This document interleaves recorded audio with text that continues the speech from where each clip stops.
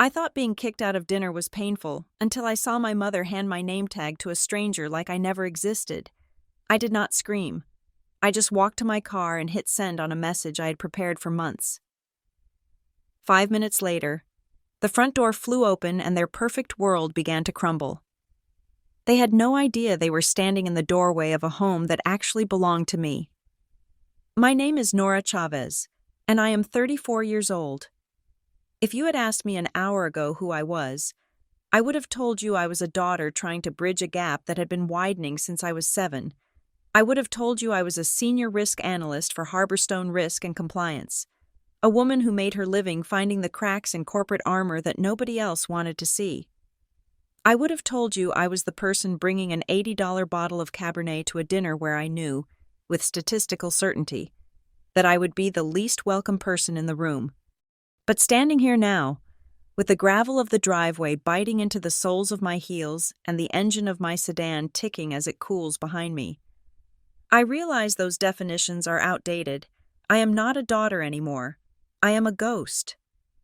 The drive to Hawthorne Ridge had been a masterclass in controlled anxiety. North Carolina in late November is a specific kind of beautiful, all rust-colored leaves and skies the color of bruised steel. The air has a bite to it that slips through wool coats and settles in your bones. I had driven the 40 minutes from my apartment with the radio off, rehearsing the small talk I would need to survive the next 4 hours. Compliment the turkey, ask about Derek's golf game, do not mention the promotion, do not mention the new apartment, smile when Kelsey makes a joke about your hair. It was a script I had been perfecting for 2 decades. The goal was always the same: invisibility. If I could just be quiet enough, pleasant enough, and helpful enough, maybe the friction that existed between my mother and me would smooth out. Maybe Derek would forget that I was the stepchild he inherited, the baggage that came with the woman he wanted. I pulled up to the house at exactly 4 o'clock in the afternoon. The house looked like a magazine spread. It always did. Derek Whitmore prided himself on curb appeal. The lawn was manicured to a military standard. The grass dormant but uniform, the 2-story colonial stood white and pristine against the gray sky, the black shutters gleaming. A wreath of dried autumn berries hung centered on the front door, a perfect circle of welcoming red. I parked my car at the very edge of the driveway, behind Aunt Marcy's minivan and Cousin Beck's truck. I left space. I always left space. It was a habit I had picked up years ago, a subconscious acknowledgement that my presence was temporary, and I should not block anyone who actually belonged there. I checked my reflection in the rearview mirror. My lipstick was neutral. My hair was pulled back. I looked professional. I looked non-threatening. I reached into the passenger seat and picked up the wine. It was a heavy bottle, a specific vintage from a vineyard Susan had mentioned 3 years ago. I had spent 2 weeks tracking it down. It was a bribe, wrapped in a velvet bag. I knew that. I stepped out of the car. The wind hit me immediately. Carrying the scent of wood smoke from the neighbor's chimney, I walked up the path, the bottle heavy in my hand. I could hear the muffled sounds of life from inside the house. Laughter, the clatter of silverware, the low hum of a football game on the television. It sounded like the Thanksgiving commercials they play to sell you stuffing mix and gravy boats. It sounded like family. I reached for the brass handle of the front door. I did not even get to turn it. The door did not swing open wide. It cracked open, precise and controlled, as if someone had been standing on the other side, watching me through the peephole, waiting for my hand to lift. Derek Whitmore stood in the gap. He was wearing a cashmere sweater the color of oatmeal and dark slacks. He held a tumbler of scotch in his left hand. The ice cubes clinked once, a sharp, crystalline sound that cut through the wind. He did not step back to let me in. He did not smile. He did not open the door further. He planted his shoulder against the frame and his foot against the base, creating a physical barricade. He looked at me. He did not look at my face. He looked at the wine bottle in my hand, then up to my eyes. His expression was not angry. Anger implies passion. Anger implies that I mattered enough to upset him. Derek looked bored. He looked like a man dealing with a solicitor selling magazines. "You are not family," he said. The words were spoken with a terrifying calmness. He did not raise his voice. He did not spit them out. He stated them as a matter of fact, like he was telling me the time or the weather. I froze. My hand was still hovering near the doorframe. The cold air rushed past me, trying to get into the warmth of the hallway, but Derek blocked it all. "Excuse me?" I whispered. My voice felt small. A child's voice. Derek took a sip of his scotch. He leaned forward slightly, invading my personal space without moving his feet. "We have discussed it. The dynamic changes when you are here. It is tense. It is unpleasant. Today is for family. You are not family." I tried to look past him. I needed to see my mother. I needed to see Susan. Surely, this was Derek being Derek. Surely, my mother was in the kitchen, oblivious, basting the turkey, and the moment she saw me, she would push him aside and usher me in. She would apologize. She would make it right. Derek saw me looking. He did not block my view. In fact, he shifted slightly, just an inch, to give me a better line of sight. The dining room was visible through the archway behind him. The table was set. It was a masterpiece of linens and candlelight, the good china, the one with the gold rim that I was never allowed to touch as a child, was laid out. The crystal goblets caught the light from the chandelier, and everyone was there. My sister, Kelsey, was sitting on the near side of the table. She was wearing a red dress that looked expensive. Her head was thrown back, laughing at something her boyfriend, Logan, had just whispered to her. She looked radiant. She looked comfortable. Aunt Marcy was passing a basket of rolls to Grandma June. Cousin Beck was pouring wine. Then I saw my mother. Susan was standing at the head of the table, near the kitchen door. She was not cooking. She was not oblivious. She was looking directly at the front door. She saw me. I know she saw me. Our eyes locked through the gap between Derek's shoulder and the doorframe. I waited for the recognition. I waited for the shock. I waited for her to mouth Nora and come rushing over. Instead, Susan smiled. It was a small, tight smile, a hostess smile. She looked down at the table. In her hand, she held a place card. It was cream-colored cardstock with calligraphy on it. I knew that handwriting. It was mine. I had written those cards 2 years ago for a different dinner, and she had kept them. The card said, Nora.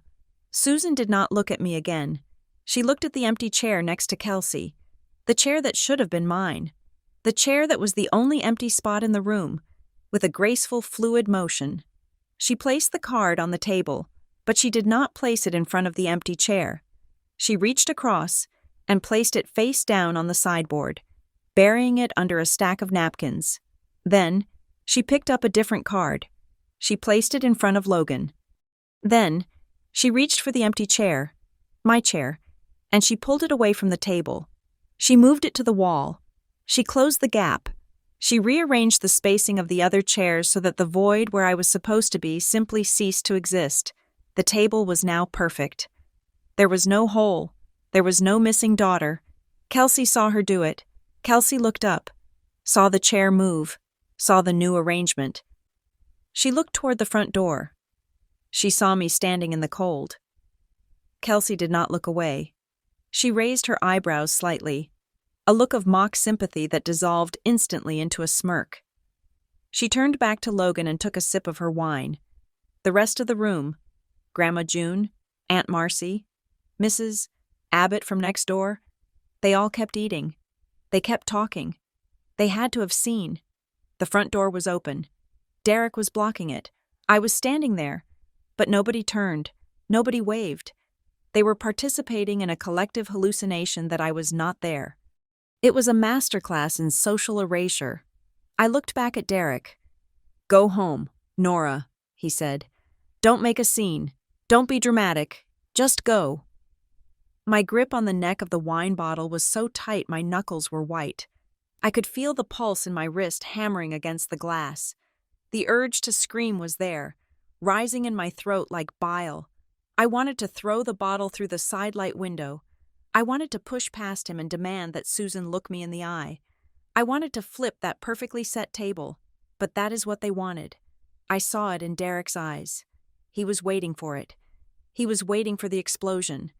If I screamed, I was the crazy stepdaughter.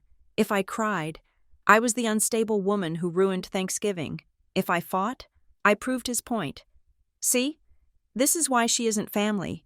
She is chaotic. She is a liability. My training at Harborstone kicked in. When you are analyzing a catastrophic risk, you do not panic. You assess the damage. You document the breach. You calculate the response. I took a breath. The air was freezing, but it cleared my head. I looked at Derek. I looked at the scotch in his hand. I looked past him one last time at the mother who had just physically removed my place from her life. "Okay," I said. The word hung in the air. Derek blinked. He had braced himself for a shout, or a sob.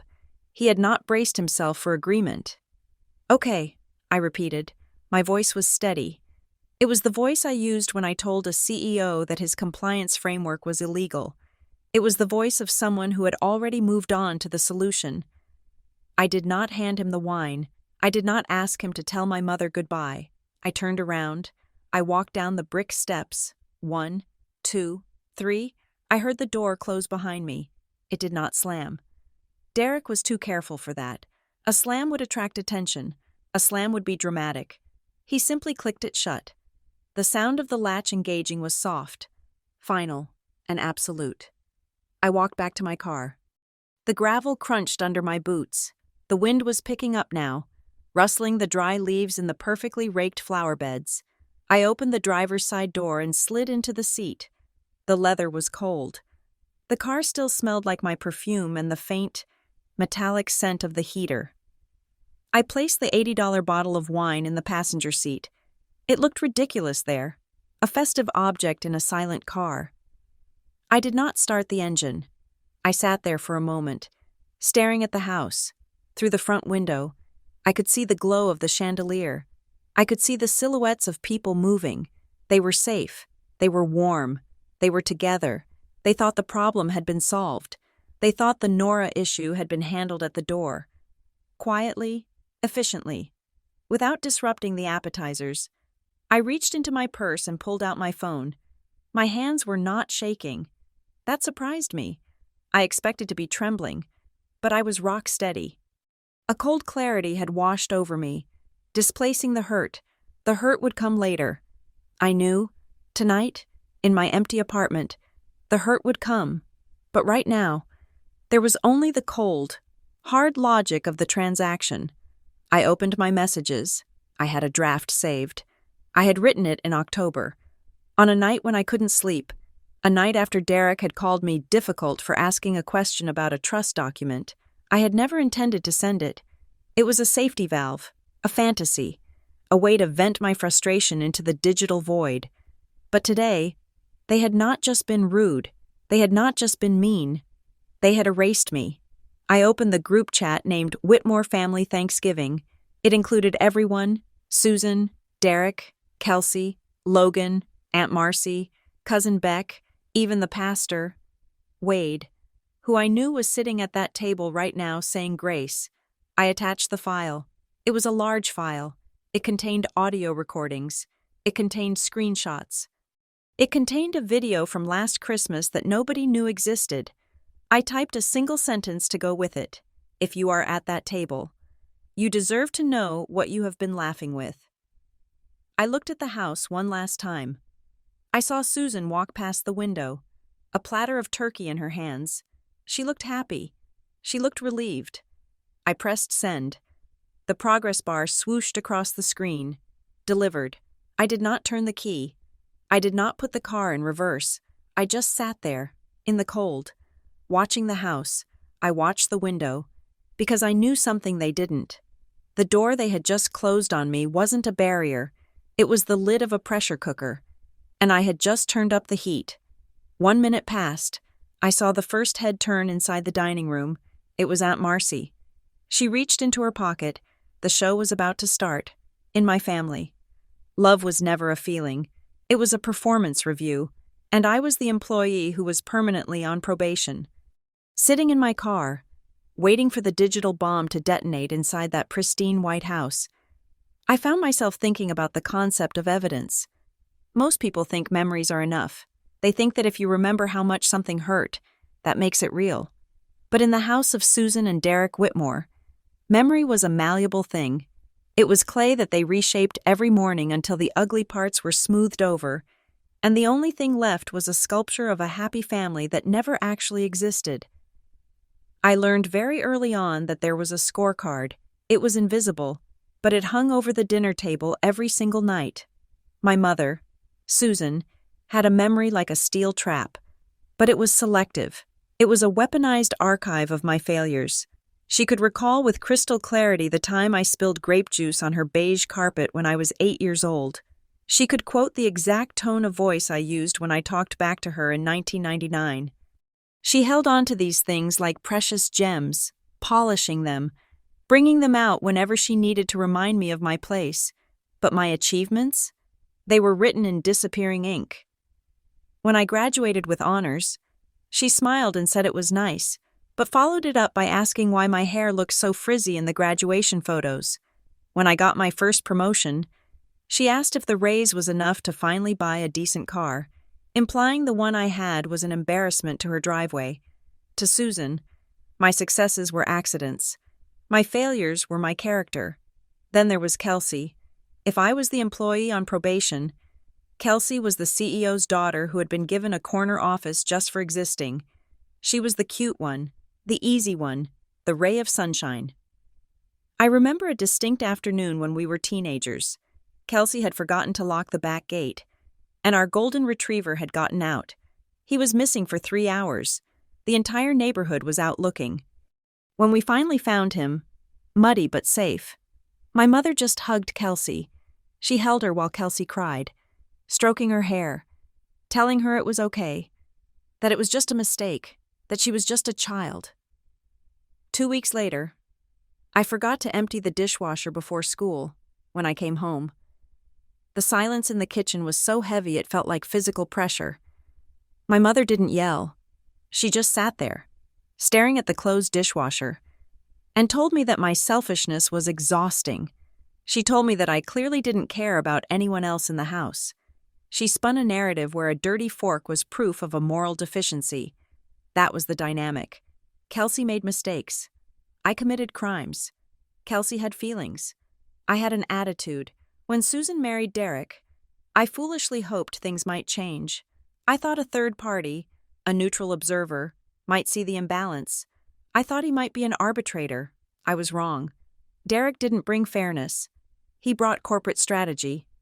Derek Whitmore did not like noise. He did not like mess. He viewed the family not as a group of people who loved each other, but as an entity that needed to project a specific image to the world. We were a brand, and brands require consistency. He never raised a hand to me. He never had to. He had a way of looking at you that made you feel like you were a smudge on a pair of expensive glasses. He introduced the concept of the mood. The mood was the most important thing in the house. It was fragile, and it was always my fault if it broke. If I brought up a grade I was proud of while Derek was watching the news, I was being inconsiderate. If I expressed frustration that Kelsey had borrowed my clothes without asking and ruined them, I was being petty. "Nora," he would say, his voice low and smooth, like gravel under honey. "Don't ruin the mood." It was a command. It meant, stop feeling things. Stop having needs. Stop existing in a way that requires us to pay attention to you. I learned to shrink. It is a terrible thing to teach a child, but I learned it well. I learned to take up less space on the sofa. I learned to walk softly so the floorboards wouldn't creak. I learned to smile on command, a reflex that disconnected my face from my brain. I became the peacekeeper, the one who absorbed the tension so it wouldn't spill over onto the white carpets. By the time I left for college, I had mastered the art of being nothing. I chose my career based on that trauma, though I didn't realize it at the time. I went into risk management. I joined Harborstone Risk and Compliance because the job description was essentially what I had been doing for free my entire life, anticipating disaster and documenting everything. At Harborstone, I was a prodigy. My job was to look at a company that claimed everything was fine, dig into their emails, their ledgers, and their internal memos, and find the rot. I was paid to find the inconsistencies between what people said and what they did. I spent my days swimming in data. I learned that people lie. But timestamps do not. I learned that metadata is more honest than a sworn affidavit. I learned that the truth is usually hidden in the things people think are too small to matter. A deleted draft, a forwarded email, a calendar invite. Ironically, as I got better at my job, the situation at home got worse. The more independent I became, the more difficult they labeled me. It is a common tactic in dysfunctional families.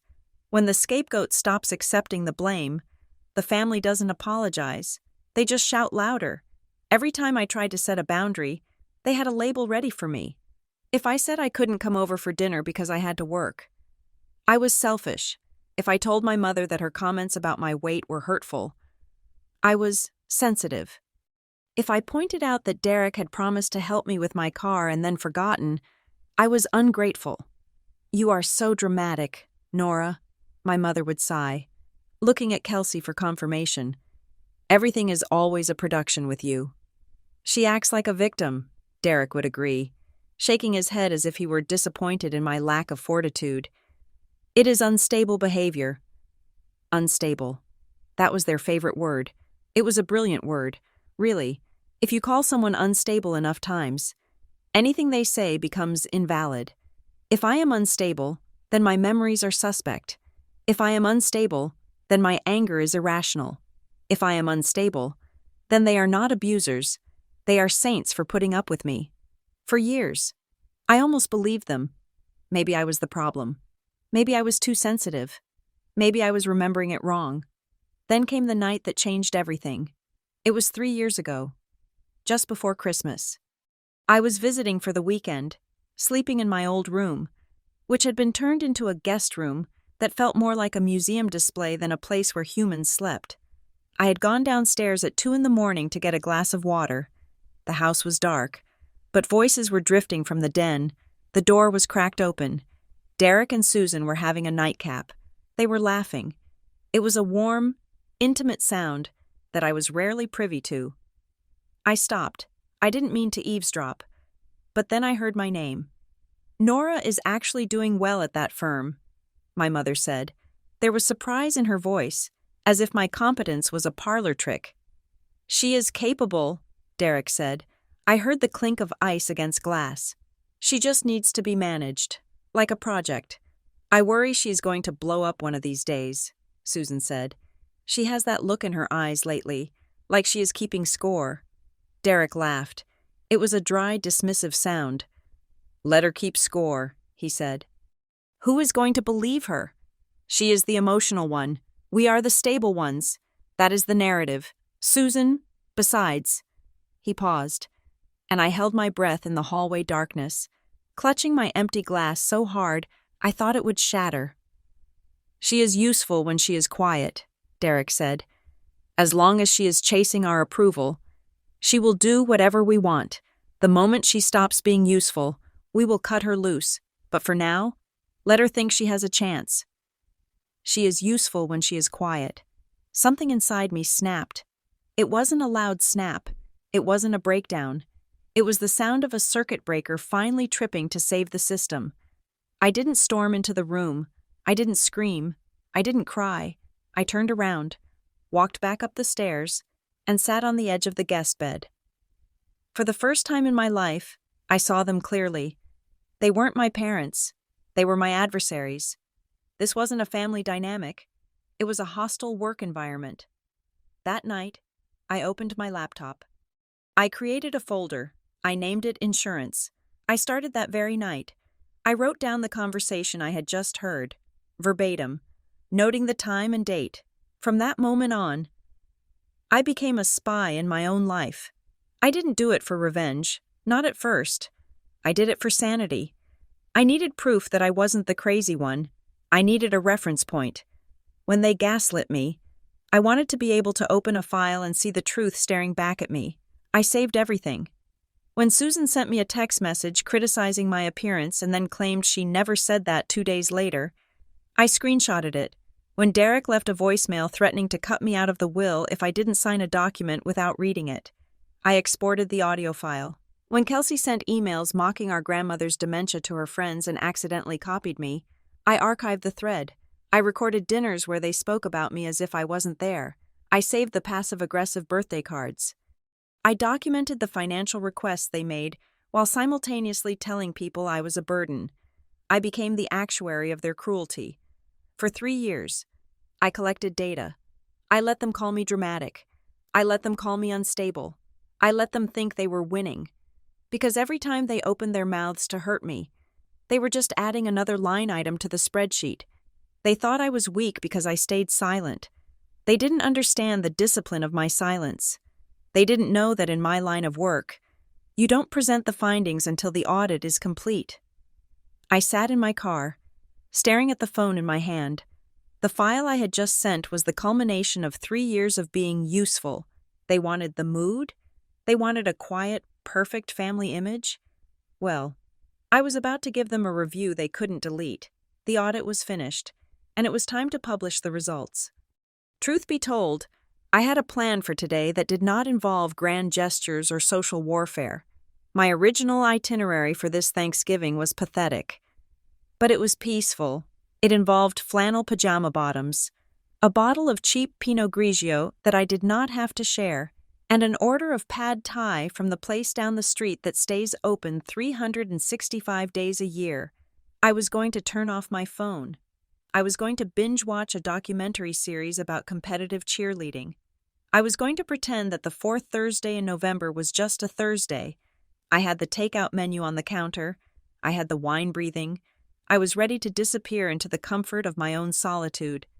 But then, at 10 o'clock in the morning, my phone buzzed against the marble countertop. It was a text message from my cousin, Janelle. "You are coming. I saved you a seat." I stared at those 7 words for a long time. In any other family, a text like that would be mundane. It would be a logistical update, but in the Whitmore-Chavez ecosystem, "I saved you a seat" was a revolutionary act. Janelle is the anomaly in our bloodline. She is my mother's sister's daughter, but she somehow escaped the genetic predisposition for passive aggression. She is loud. She wears too much turquoise jewelry, and she has a laugh that sounds like a car engine trying to turn over in winter. But most importantly, Janelle lacks the ability to lie. She is the only person who ever acknowledged the reality of my childhood. She never tried to fix it. She knew she couldn't, but she never gaslit me. I remember when I was 16, crying in the bathroom because Derek had made a joke about my acne in front of company. Janelle had walked in, handed me a wet paper towel, and said, "He is a prick. Honey, dry your face. If you cry, he wins." She didn't tell me he didn't mean it. She didn't tell me I was misinterpreting his humor. She validated the data. He is a prick. That confirmation was worth more to me than 1,000 hugs. So when Janelle texted, "I saved you a seat," she wasn't just talking about a physical chair. She was telling me that she was holding space for my existence. She was promising to be a witness. I typed back, "I don't think I can do it this year. Jan, the energy is off." The 3 dots of her typing bubble appeared instantly. "If they start something, we won't pretend it didn't happen. I have your back. Come on, don't let them have the satisfaction of saying you flaked." That was the hook, the satisfaction. Janelle knew exactly what was happening. She knew because the waters had been choppy for weeks. The tension leading up to this dinner wasn't just the usual holiday stress. It was specific, legal, and ugly. It started 3 weeks ago with an email from Derek. The subject line was innocuous. Family estate updates / signatures required. The body of the email was brief, written in that corporate speak Derek loved to use to make himself feel important. He claimed they were doing some routine restructuring of the family assets for tax purposes and needed everyone to sign off on some waivers. He attached a PDF that was 40 pages long. "Just print the signature page, sign it, and scan it back to me by Friday," he had written. It is just standard housekeeping. I am a risk analyst. Standard housekeeping is the phrase people use when they are trying to hide a body. I didn't just print the signature page. I printed the whole document. I sat down with a highlighter and a pot of black coffee, and I read every single line. Pages 1 through 12 were boring, boilerplate trust language, but on page 14, buried in a paragraph about asset liquidity, there was a clause that made my blood run cold. It wasn't just a waiver, it was a durable power of attorney assignment. If I had signed that document, I would have essentially granted Derek the right to make financial decisions on my behalf regarding any shared familial interests. The language was vague, intentionally slippery. It could have meant nothing, or it could have meant that if I ever had a claim to any inheritance, property, or family trust, Derek could sign it away or reallocate it without my consent. I felt a chill that had nothing to do with the air conditioning. I replied to the email 2 hours later. Derek, I have reviewed the documents. I am not comfortable signing the power of attorney clause on page 14. I am happy to sign the tax waivers, but I will need a revised version of the document with that clause removed. The response was immediate. He didn't email. He called. He didn't yell. Derek never yells. He sounded disappointed. He used the tone of a father whose child has just failed a simple math test. Nora, he sighed into the phone, you are overcomplicating this. It is just a safety measure. In case something happens to your mother or me, we need to be able to move assets quickly. Why do you always look for the trap? Why can't you just trust that we are trying to protect the family? I trust you, I lied. But I read contracts for a living. Derek, I cannot sign a power of attorney that broad. It is professional malpractice on my own life. It is not a contract. Nora, it is family. It is a legal document. Derek. He hung up on me. That was the moment the war went cold, for the last 2 weeks. He had been running a campaign against me. I knew it, because I have eyes and ears. He didn't attack me directly. He just planted seeds. He told Aunt Marcy that I was under a lot of stress at work and acting paranoid. He told my grandmother that I was confused about the finances and was making things hard for Susan. He weaponized concern. He painted a picture of me as a frantic, suspicious woman who was snapping at the hand that tried to feed her. My mother, predictably, did nothing to stop it. When I called her to explain why I wouldn't sign, she just sounded tired. Just sign the paper. Nora, she said, her voice thin. Derek is trying to refinance the house or something. I don't know. He says you are holding up the whole process. Why do you always have to be the roadblock? Roadblock. That was my new title. First I was a ghost, then a mistake, and now a roadblock. Then came the text from Kelsey. 2 days ago. Mom is crying because Derek is stressed about the bank stuff. Thanks for that. Thanksgiving is about peace. Try not to be you for 1 day. Just come and be normal. Try not to be you. I read that text again, standing in my kitchen, looking at the pad thai menu. If I stayed home, I was proving them right. If I stayed home, I was the unstable daughter who couldn't handle a family dinner. I was the coward hiding in her apartment because she was too paranoid to face her loving stepfather. If I stayed home, Derek won. He would tell the table, with a sad shake of his head, that poor Nora just wasn't up for it, implying that my mental state was too fragile for turkey and stuffing. I looked at Janelle's text again. I saved you a seat. I wasn't going for the turkey. I wasn't going for the love. I wasn't even going for my mother. I was going because I refused to let them write the minutes of the meeting without me present. I threw the takeout menu in the trash. I went to my closet and pulled out a dress. It was dark green, sharp, and tailored. It looked like armor. I put on my boots. I did my makeup with surgical precision. Sharp eyeliner. Neutral lip, not a hair out of place. I needed to look like the most sane, rational person in the county.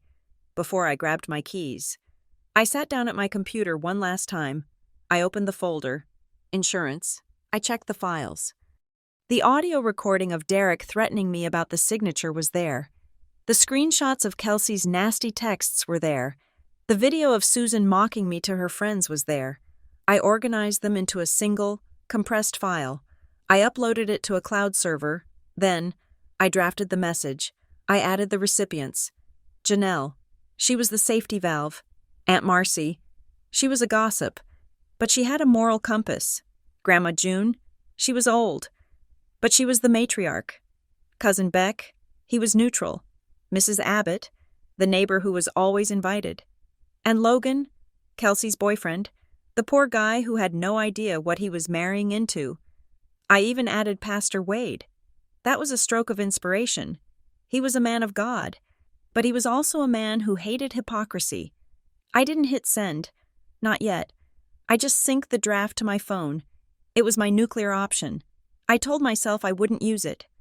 I told myself that if I could get through dinner, if I could sit in the seat Janelle saved for me, eat my potatoes, and leave without Derek making a scene, I would delete the draft. I wanted peace. I really did. I wanted to be wrong about them. I grabbed the expensive bottle of wine from the counter, the peace offering I had bought to smooth things over. I walked out to my car. The air was crisp. The world felt normal. But as I drove toward Hawthorne Ridge, my grip on the steering wheel was tight. I wasn't driving to a party. I was driving to a deposition. I had no idea that I wouldn't even make it past the threshold. I had no idea that Derek had already decided that my refusal to sign his shady paperwork meant I had forfeited my right to a chair. He didn't want me there because I was unpleasant. He didn't want me there because I was the only person in the room who read the fine print. I turned onto the highway, merging into the holiday traffic. I saved you a seat, I whispered to myself, repeating Janelle's promise. It was a nice thought. But in the Whitmore house, seats are not saved. They are assigned, and I was about to find out that my assignment had been revoked. The house at 104 Maple Drive did not look like a place where a family was about to be dismantled. It looked like a postcard from a life I had never actually lived, only observed from the periphery. The lawn was a carpet of dormant Bermuda grass, cut in precise diagonal stripes that suggested a professional landscaping crew had been here earlier that morning. The beds of pansies along the walkway were vivid bursts of purple and yellow, defying the late November chill. On the front porch, 2 oversized pumpkins sat flanking the door, untouched by rot, their stems curled in exactly the same direction. It was a stage set. It was a display of domestic perfection designed to convince the neighbors, and perhaps the occupants themselves, that everything inside was just as manicured as the exterior. I parked my car 3 houses down, near the edge of the cul-de-sac. This was a tradition of mine. I never parked in the driveway. The driveway was for family. It was for Derek's pristine sedan and Susan's luxury SUV. It was for Kelsey, who would pull her convertible right up to the garage door because she knew someone else would move it if it was in the way. I parked on the street, in the neutral territory of public asphalt, leaving myself a clear exit route. I turned off the ignition. The engine ticked as it cooled, a metallic metronome in the silence of the car. I sat there for 60 seconds. I did not look at my phone. I did not look at the mirror. I just breathed. I performed a 4-count tactical breathing exercise I had learned during a corporate stress management seminar. In for 4, hold for 4, out for 4. It was designed to lower cortisol levels before a high-stakes negotiation. Today, it was just keeping me from turning the key and driving back to my lonely apartment. You are just going for dinner. I told myself, you will eat, you will compliment the food, you will ignore the barbs, you will leave by 7 o'clock. I reached for the bottle of wine in the passenger seat. It was cold to the touch. I stepped out of the car, my heels clicking on the pavement. The wind was sharper now, cutting through my coat, but I kept my posture straight. I walked past the neighbor's house, Mrs. Abbott's place, and saw the flicker of a television screen through the sheer curtains. Normalcy. Everywhere else, this was just a Thursday. As I approached the walkway of my mother's house, I heard it, laughter. It drifted through the front bay window, muffled by double-paned glass but unmistakable. It was a collective sound, A burst of amusement that rose and fell in perfect unison. It sounded scripted. It sounded like the laugh track on a sitcom, where everyone knows exactly when to chuckle to signal that a joke has landed. It was the sound of a group of people performing happiness for one another. My stomach tightened. I recognized that specific pitch of laughter. It was the sound they made when the mood was intact. It meant Derek was holding court, likely telling a story where he was the hero, and everyone else was playing their part as the adoring audience. I walked up the brick steps. I adjusted the wine bottle in my arm. I raised my hand to ring the doorbell. I never got the chance to touch the button. The door did not swing open. It did not welcome me. It clicked, the deadbolt retracting with a heavy mechanical thud, and then it opened 6 inches. Derek Whitmore filled the gap. He did not look surprised to see me. He looked prepared. He was not wearing an apron or holding a serving spoon. He was standing with his feet planted shoulder-width apart, his body angled to block the view of the hallway behind him.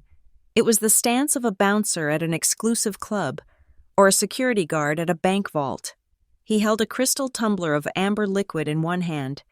The ice settled at the bottom. His other hand rested on the edge of the door, knuckles touching the wood, creating a physical bar across the entrance.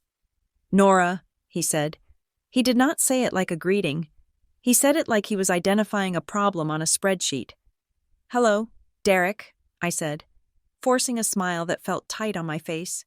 I lifted the wine bottle slightly. "I brought the Cabernet Mom likes, the 2019 vintage." Derek did not look at the wine. He looked at my face, his eyes flat and unreadable. He did not step back. He did not open the door wider to let the warmth of the foyer spill out. He kept the gap narrow, keeping the heat inside and me out in the cold. "We have been talking," Derek said.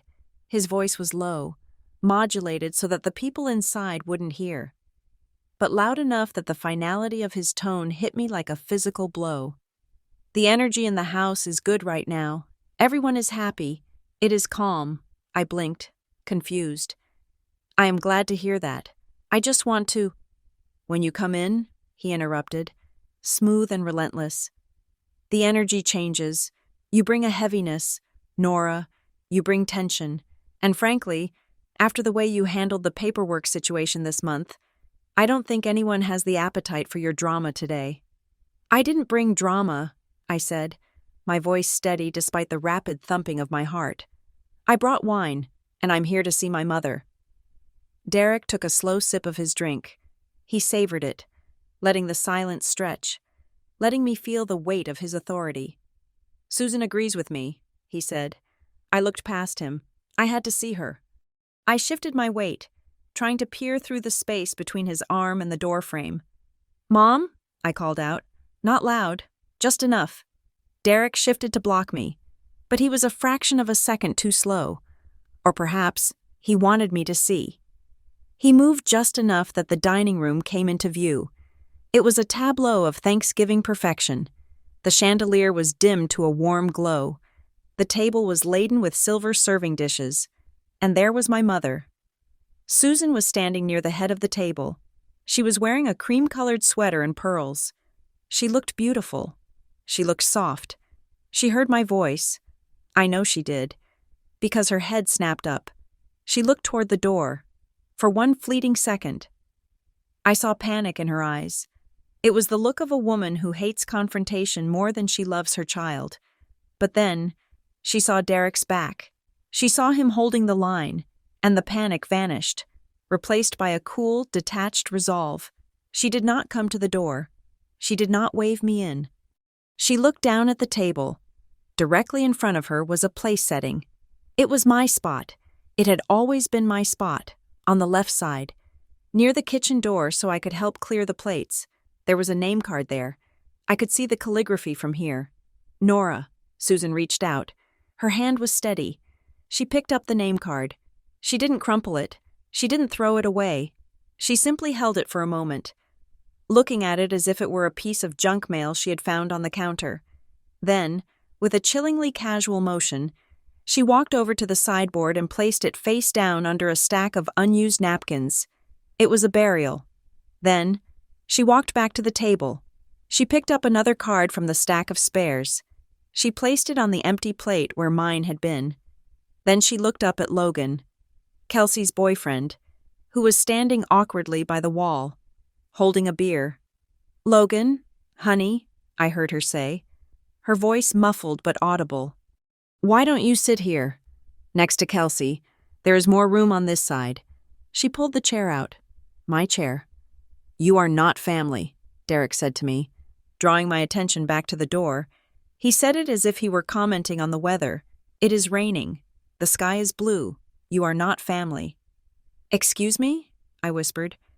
"Family requires trust," Derek said, reciting a line I suspected he had rehearsed in the mirror.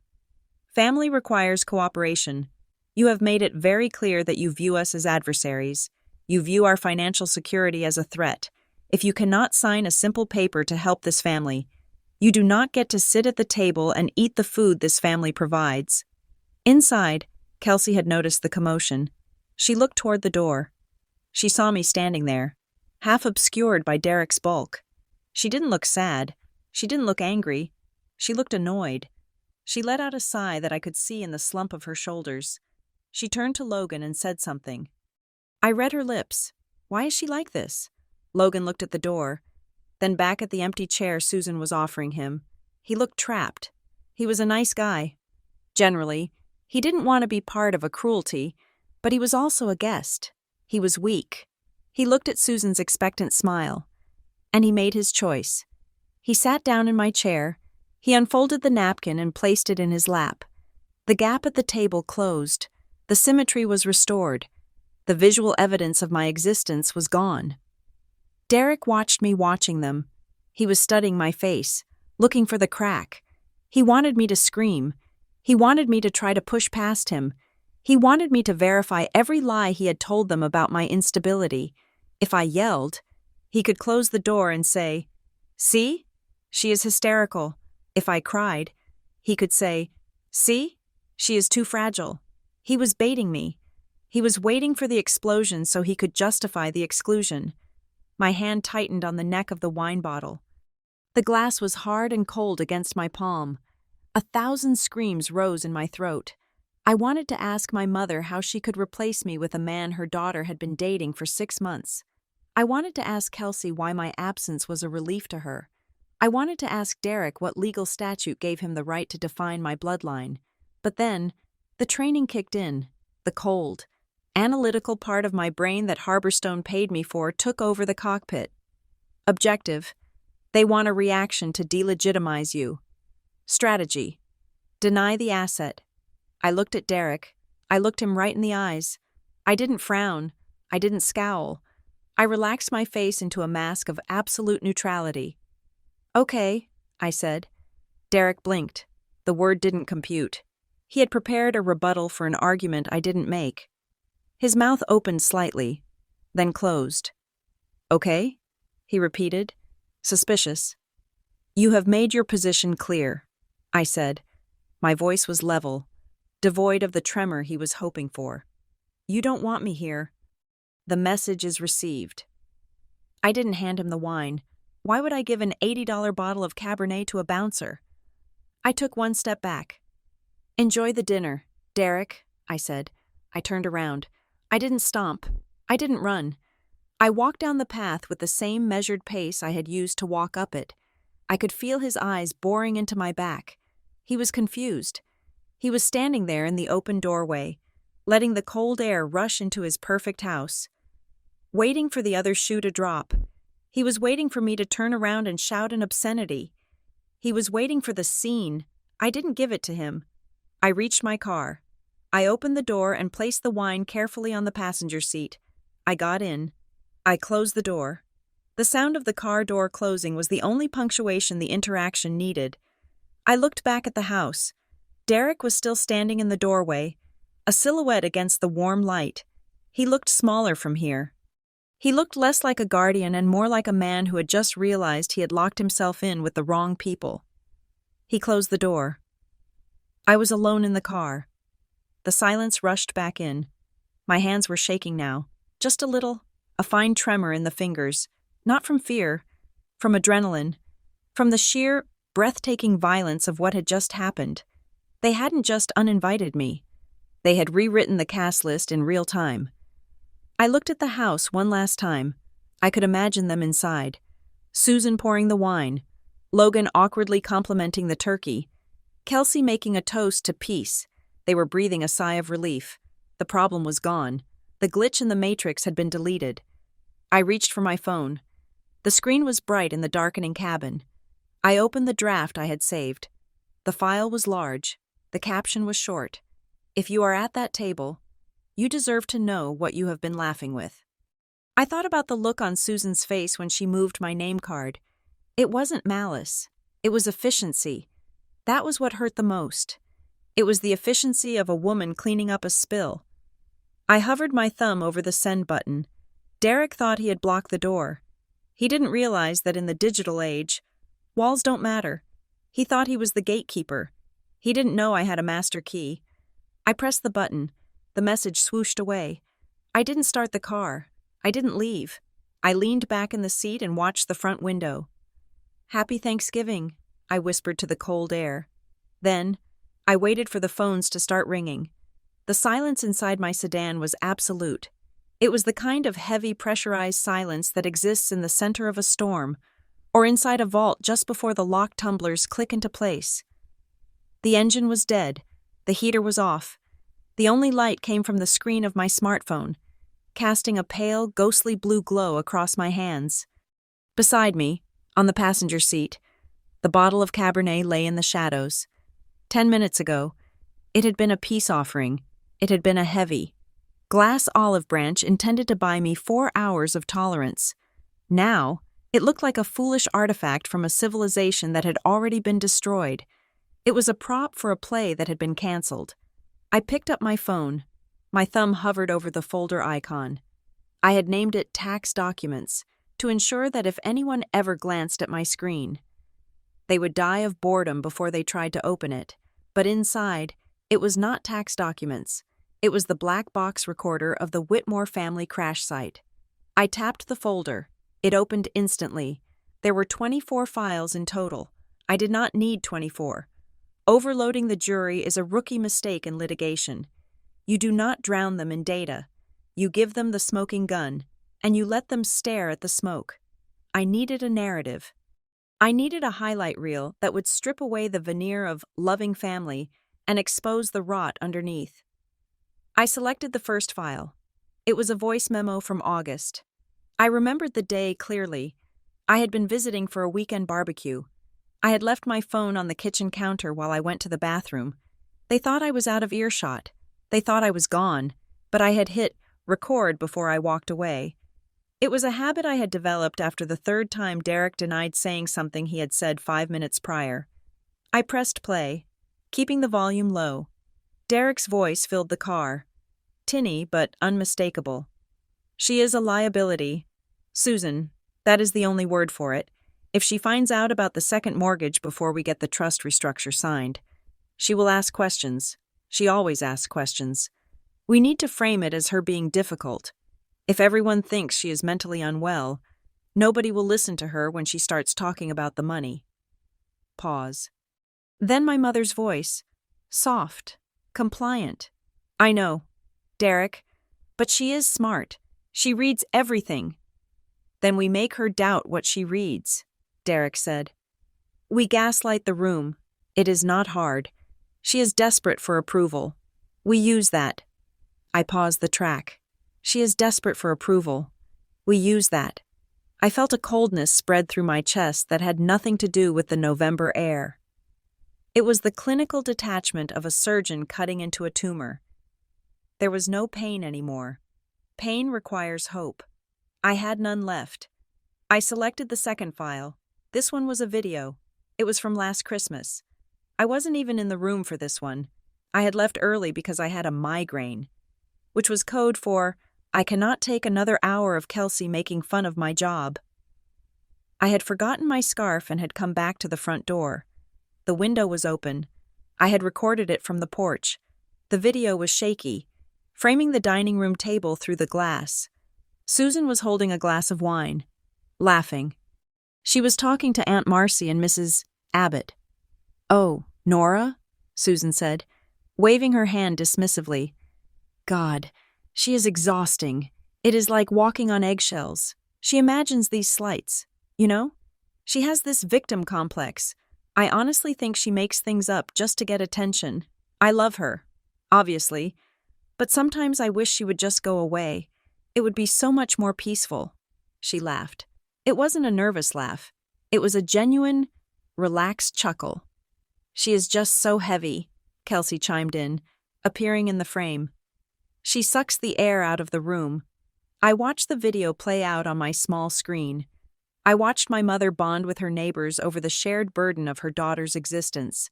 I added it to the selection. I scrolled through the screenshots. Hundreds of texts. The coordination was military in its precision. Derek to Susan. "Tell her you forgot to invite her until the last minute. Make her feel like an afterthought.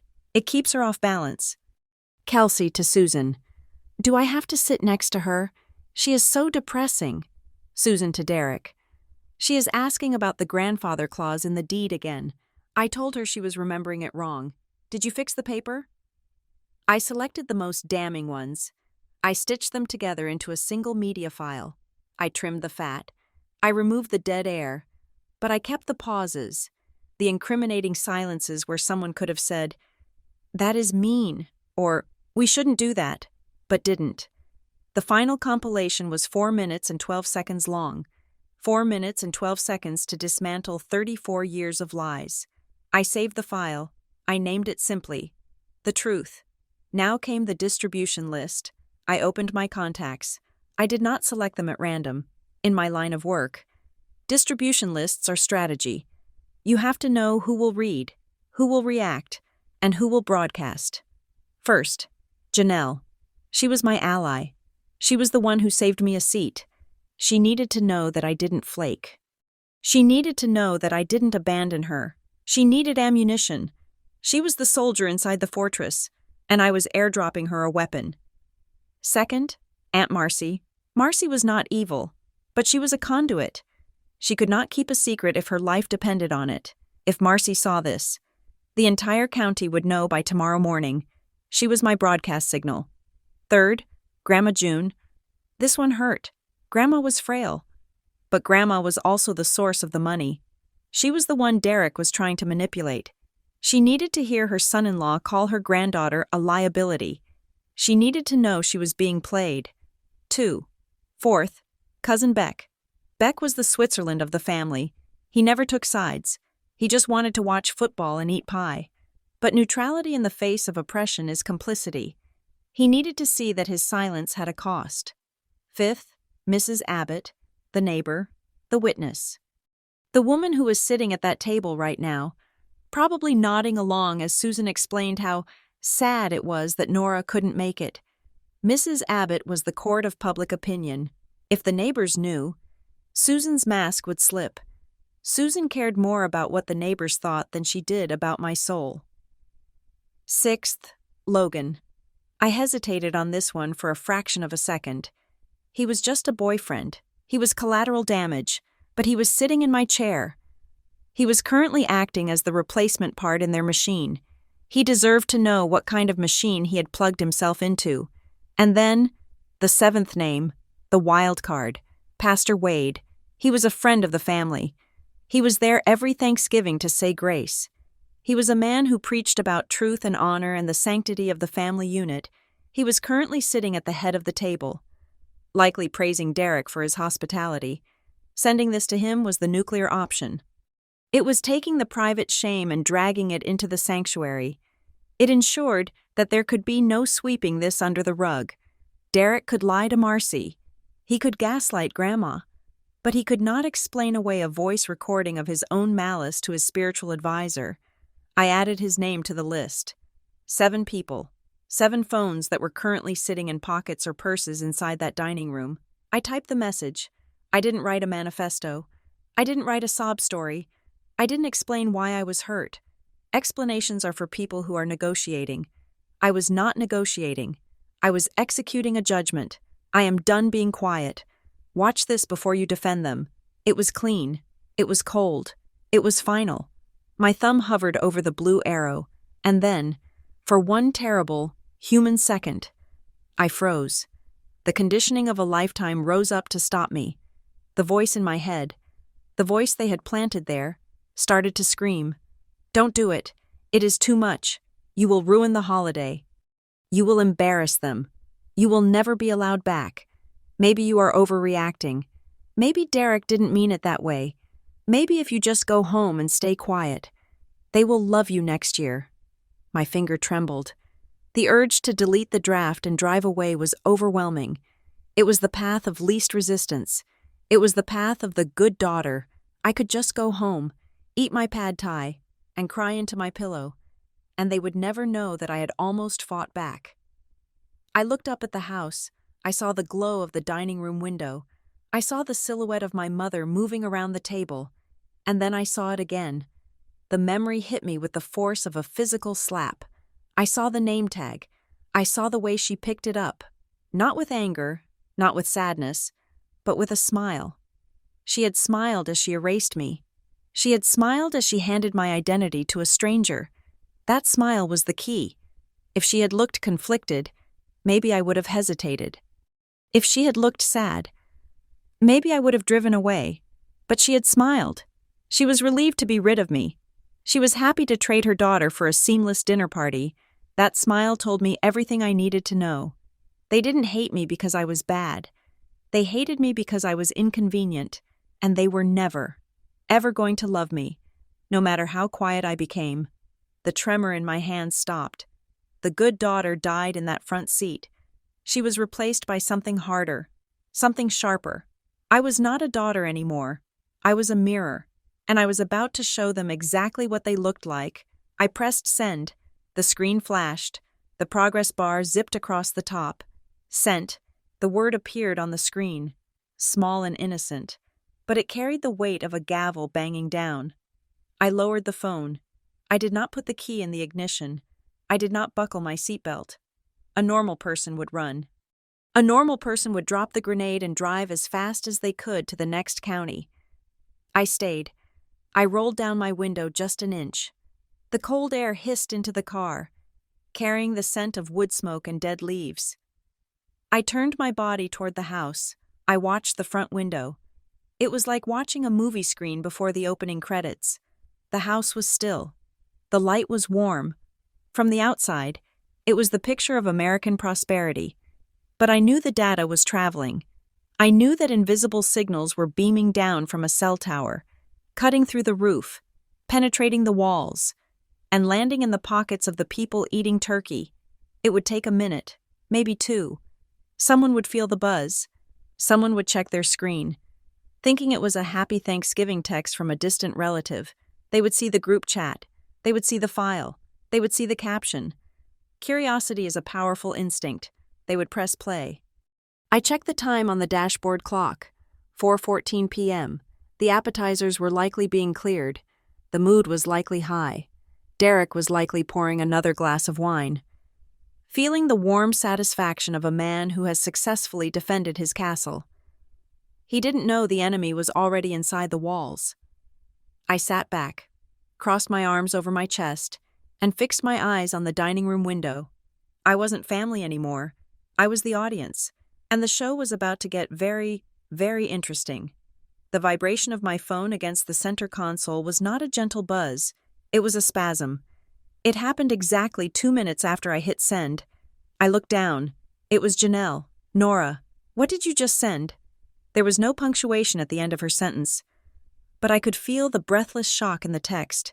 It wasn't an accusation. It was the digital equivalent of someone's jaw hitting the floor. I didn't answer. I didn't have to. The answer was currently playing through the speakers of 7 different smartphones inside the house. I looked up at the window. The transformation was instantaneous and violent. One moment, the silhouettes were animated, heads thrown back in that rehearsed, sitcom laughter. The next moment, they froze. It was as if someone had cut the power to a carousel. The motion stopped, the heads lowered, the wine glasses were set down. Then, the silence broke. I couldn't hear the specific words yet, but I heard the tone. It wasn't the warm hum of conversation anymore. It was the sharp, jagged noise of confusion. I saw Derek's silhouette stand up abruptly. I saw Susan's hand fly to her mouth. Then came the shouting. It started low, a rumble of denial, and then it spiked. Bam! The front door didn't just open, it exploded outward. Janelle was the first one out. She didn't walk. She marched. She was shoving her arms into her coat as she moved. Her face flushed a deep, furious crimson. She looked like someone fleeing a burning building. But the fire wasn't physical. It was moral. She didn't look at my car.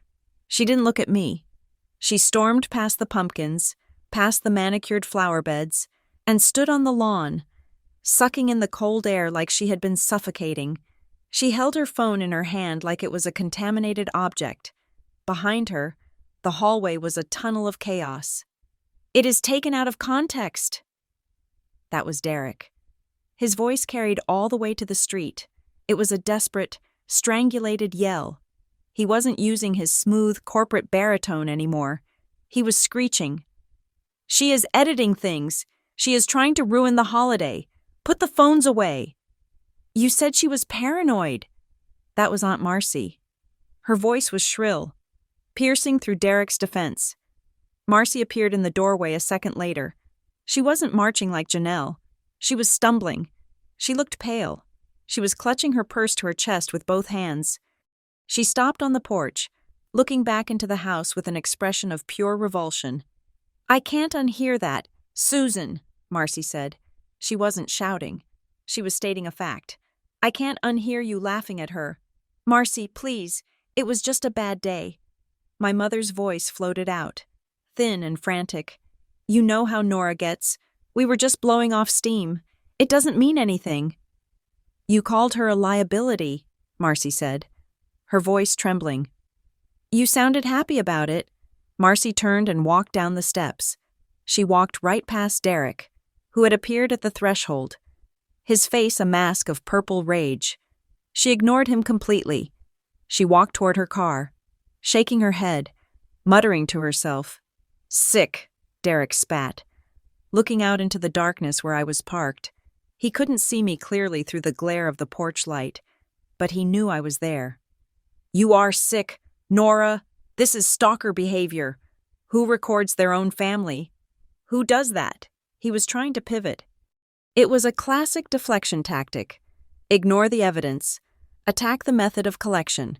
If he could make me the villain for pressing record, he didn't have to answer for what was on the tape, but then... A shadow loomed behind him. Grandma June. She was 82 years old. She moved slowly, usually with a cane, usually with help, but tonight she was walking under her own power. She looked tall. She looked formidable. She stopped right next to Derek. She was wearing her best wool coat and her Sunday hat. She held her handbag in a grip of iron. "June, wait," Susan pleaded, appearing behind her mother, reaching out a hand. "Mom, please, let's just sit down. We can explain." Grandma June turned. She didn't look at Susan. She looked at Derek. "I may be old, Derek," she said. Her voice was not loud, but it cut through the night air like a diamond cutter. "And I may be forgetful sometimes, but I am not deaf, and I am not stupid." "It is a manipulation." "June," Derek insisted, sweating now. "She is trying to turn you against us to get leverage on the house." "The recording of you calling my granddaughter a project?" June asked. "Was that her voice, Derek, or was it yours?" Derek opened his mouth, but no sound came out. "I am going home," June said. "Janelle is driving me. Do not call me tomorrow." She stepped off the porch. Janelle was already there, offering her arm. They walked together down the path, a united front of dignity amidst the wreckage. I watched them. I didn't honk. I didn't wave. I just watched. Inside the house, the mood was not just ruined, it was annihilated. Kelsey was standing in the foyer now. She looked small. She wasn't smirking. She was reading something on her phone, probably rereading the text messages I had screenshotted where she called me depressing. She looked up and saw the empty driveway where the family cars were starting to leave. She looked terrified. Not because she was sorry, but because her audience was leaving. "Logan!" Kelsey cried out, turning back to the dining room. "Logan, tell them to stop. Tell them it is crazy." And then, the final domino fell. Logan appeared in the doorway. He looked different than he had 10 minutes ago. 10 minutes ago, he had been the compliant boyfriend, the guy who sat where he was told to keep the peace. Now, he looked like a man who had just bitten into an apple and found a razor blade. He held his phone in one hand. In the other, he held the napkin he had taken from the table. He looked at Kelsey, then he looked at Susan, who was leaning against the wall, weeping. Not tears of remorse, but tears of embarrassment. "You guys," Logan started, his voice cracking. He cleared his throat.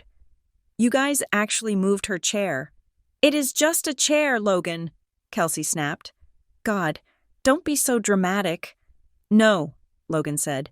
He looked down at the napkin in his hand, then let it drop to the porch floor. It fluttered down and landed near Derek's expensive loafers. "It is not just a chair. I heard the tape. Kelsey, I heard what you said about her, and then I sat there." He looked sick. He looked physically ill. "I sat in her spot," he whispered, "while you guys laughed." "Logan, don't go," Kelsey said, her voice rising in panic. "If you go, you are siding with her. She is crazy." Logan looked out at the street. He found my car. He couldn't see my face, but he looked right at the windshield. He paused for a long second, acknowledging the invisible woman in the sedan. Then he turned back to Derek and Susan. "Why would you do that to her?" he asked. It was the question of the century. It was the question I had spent 30 years trying to answer. He didn't wait for a response. There was no response. There was no logic that could justify cruelty of that magnitude. Logan walked down the steps. He bypassed Kelsey, who reached for his arm. He pulled away from her touch as if she were radioactive. He walked to his truck, got in, and slammed the door. The sound of his engine starting was the final punctuation mark. I sat there and watched the exodus. Aunt Marcy's minivan backed out first, tires screeching slightly as she fled the scene. Then Janelle's car, with Grandma June in the passenger seat, staring straight ahead, stone-faced. Then Logan's truck, peeling away without a backward glance. In the span of 5 minutes, the table was empty. The turkey was cooling on the platter. The wine was breathing for no one. Derek and Susan were left standing in the open doorway of their perfect, empty house. Derek looked defeated. His shoulders were slumped. The bouncer had lost control of the club. The narrative he had carefully constructed, the story of the benevolent parents and the unstable daughter, had been shattered by 4 minutes of raw data. Susan looked at the empty street. She looked at the taillights fading into the distance. She looked at the card table where she had tried to erase me. I didn't feel a surge of triumph. I didn't feel happy. Revenge, I realized in that moment, is not sweet. It is just necessary. It is the act of balancing an equation that has been rigged for too long. I put my hand on the key. I turned the ignition. The engine purred to life. I put the car in drive. I didn't speed away. I drove slowly. I drove past the house at 5 miles per hour. As I passed the driveway, Derek looked up. Our eyes met across the darkness. He looked small. He looked afraid. For the first time in my life, he didn't look like a giant. He looked like a man who had just realized that the quiet stepdaughter had been the loudest thing in the room all along. I drove to the end of the block. I turned the corner. The house disappeared from my rearview mirror, but the image of them standing there, alone in the ruins of their own cruelty, would stay with me forever. The dinner was over, but the reckoning had just begun. I pulled into the parking lot of a 24-hour gas station 3 miles from the house. The fluorescent lights overhead hummed with a low, electric buzz that felt like the only sound in the world. I put the car in park, but I did not turn it off. The heater was the only thing keeping the shivering at bay. 2 minutes later, Headlights swept across my rearview mirror. It was Janelle. She had dropped Grandma June off at her condo. Grandma had insisted on being left alone, saying she needed to sit with her thoughts, and then Janelle had driven straight to find me. She parked her car haphazardly next to mine, abandoning the lines, and sprinted the 3 feet between our vehicles. She opened my passenger door and slid in. The moment she closed the door, she locked it. It was a reflex. It was the sharp, mechanical thud of a woman who felt like she was being chased. She wasn't running from a physical attacker, but the violence of the emotional atmosphere she had just escaped was real enough to make her check the locks. Janelle did not look at me at first. She stared out the windshield at the rows of candy bars and energy drinks visible through the gas station window. She was breathing hard, her breath fogging up the glass. "He is breaking things," she said quietly. I looked at her profile. "Derek?" "He swept the table," Janelle said. She mimed the motion with her hand, a violent, sweeping arc. After everyone left, after Logan peeled out, Derek just snapped. He knocked the centerpiece over. He threw a wine glass at the wall.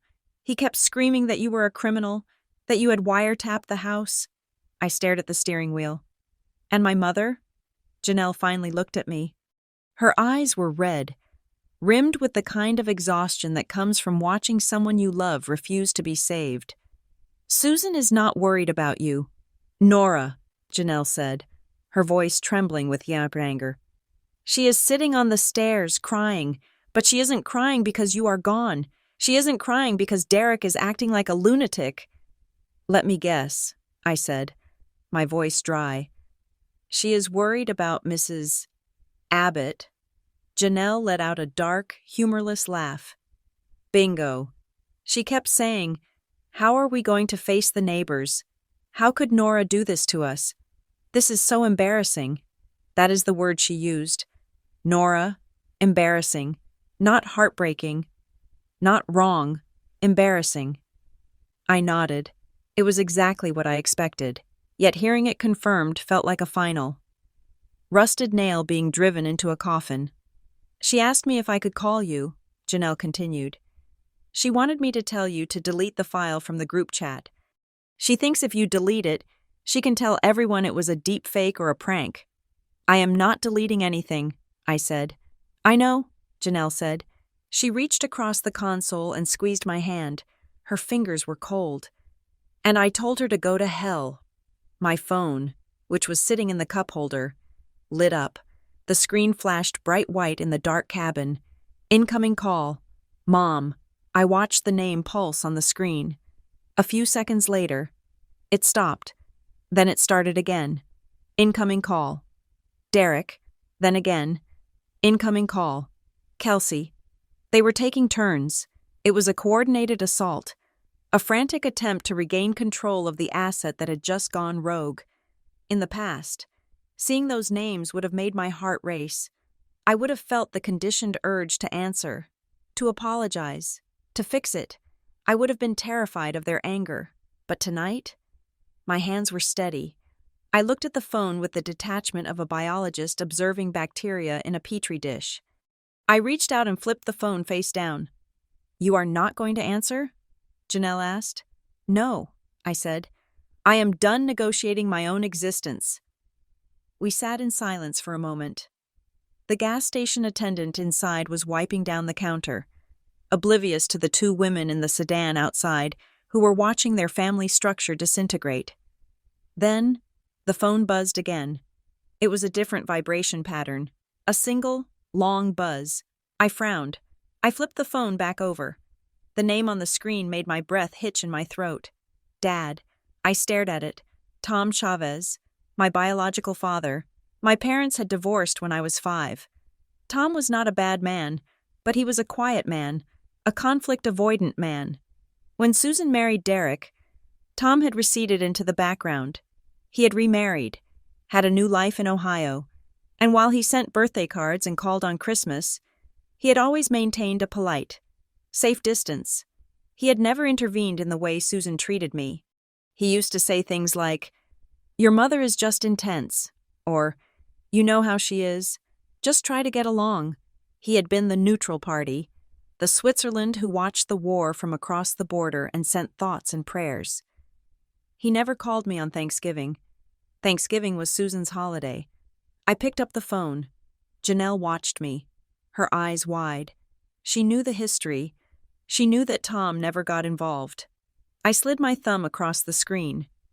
Hello? My voice sounded thick, foreign to my own ears. Nora? His voice was different. It wasn't the polite, cheerful voice he used when we caught up about the weather or his garden. It was rough. It sounded like he had been running. I am here, Dad, I said. I saw the video, he said. I closed my eyes. Of course, I had sent it to everyone, but I hadn't sent it to him. How? I asked. Marcy forwarded it to me. Tom said. She called me 5 minutes ago. She was crying. She sent me the file. There was a silence on the line. It was a heavy, static-filled silence that stretched across 3 states. I heard him, Tom said. His voice cracked. I heard him say you weren't family, and I heard Susan laugh. Yeah, I whispered. She has a great laugh. Nora, listen to me, Tom said. The urgency in his voice was something I had never heard before. I have spent 20 years telling myself that it wasn't that bad. I told myself that Susan was difficult, but that she loved you. I told myself that Derek was strict, but that he provided for you. I told myself that staying out of it was the right thing to do to keep the peace. He took a breath. I could hear the jagged intake of air. I was wrong, he said. I felt a tear slide down my cheek.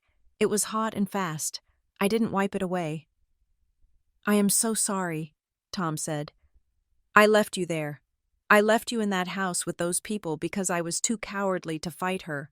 I thought you were strong enough to handle it. But no child should have to be that strong. I heard that tape, Nora, and I realized I have been letting them eat you alive. I am okay, Dad, I managed to say, though my throat felt like it was closing up. You are not okay, he said firmly, and you don't have to be. I am looking at flights. I can be there tomorrow morning. No, I said quickly. No, Dad, please, I don't need rescuing. Not now. I just needed someone to hear it, really hear it. I heard it, Tom promised, and I'm not going to unhear it. You are my family. Nora, you are a Chavez. You hear me? That door Derek closed? It doesn't matter. You have doors here. You always have doors here. Thank you, I whispered. I am going to call Susan, he said. His voice dropped an octave, becoming something dark and protective. I haven't spoken to her in 10 years, but I am going to call her tonight, and I'm going to tell her exactly what I think of her parenting. Dad, you don't have to. I am not doing it for you, he interrupted. I am doing it for me.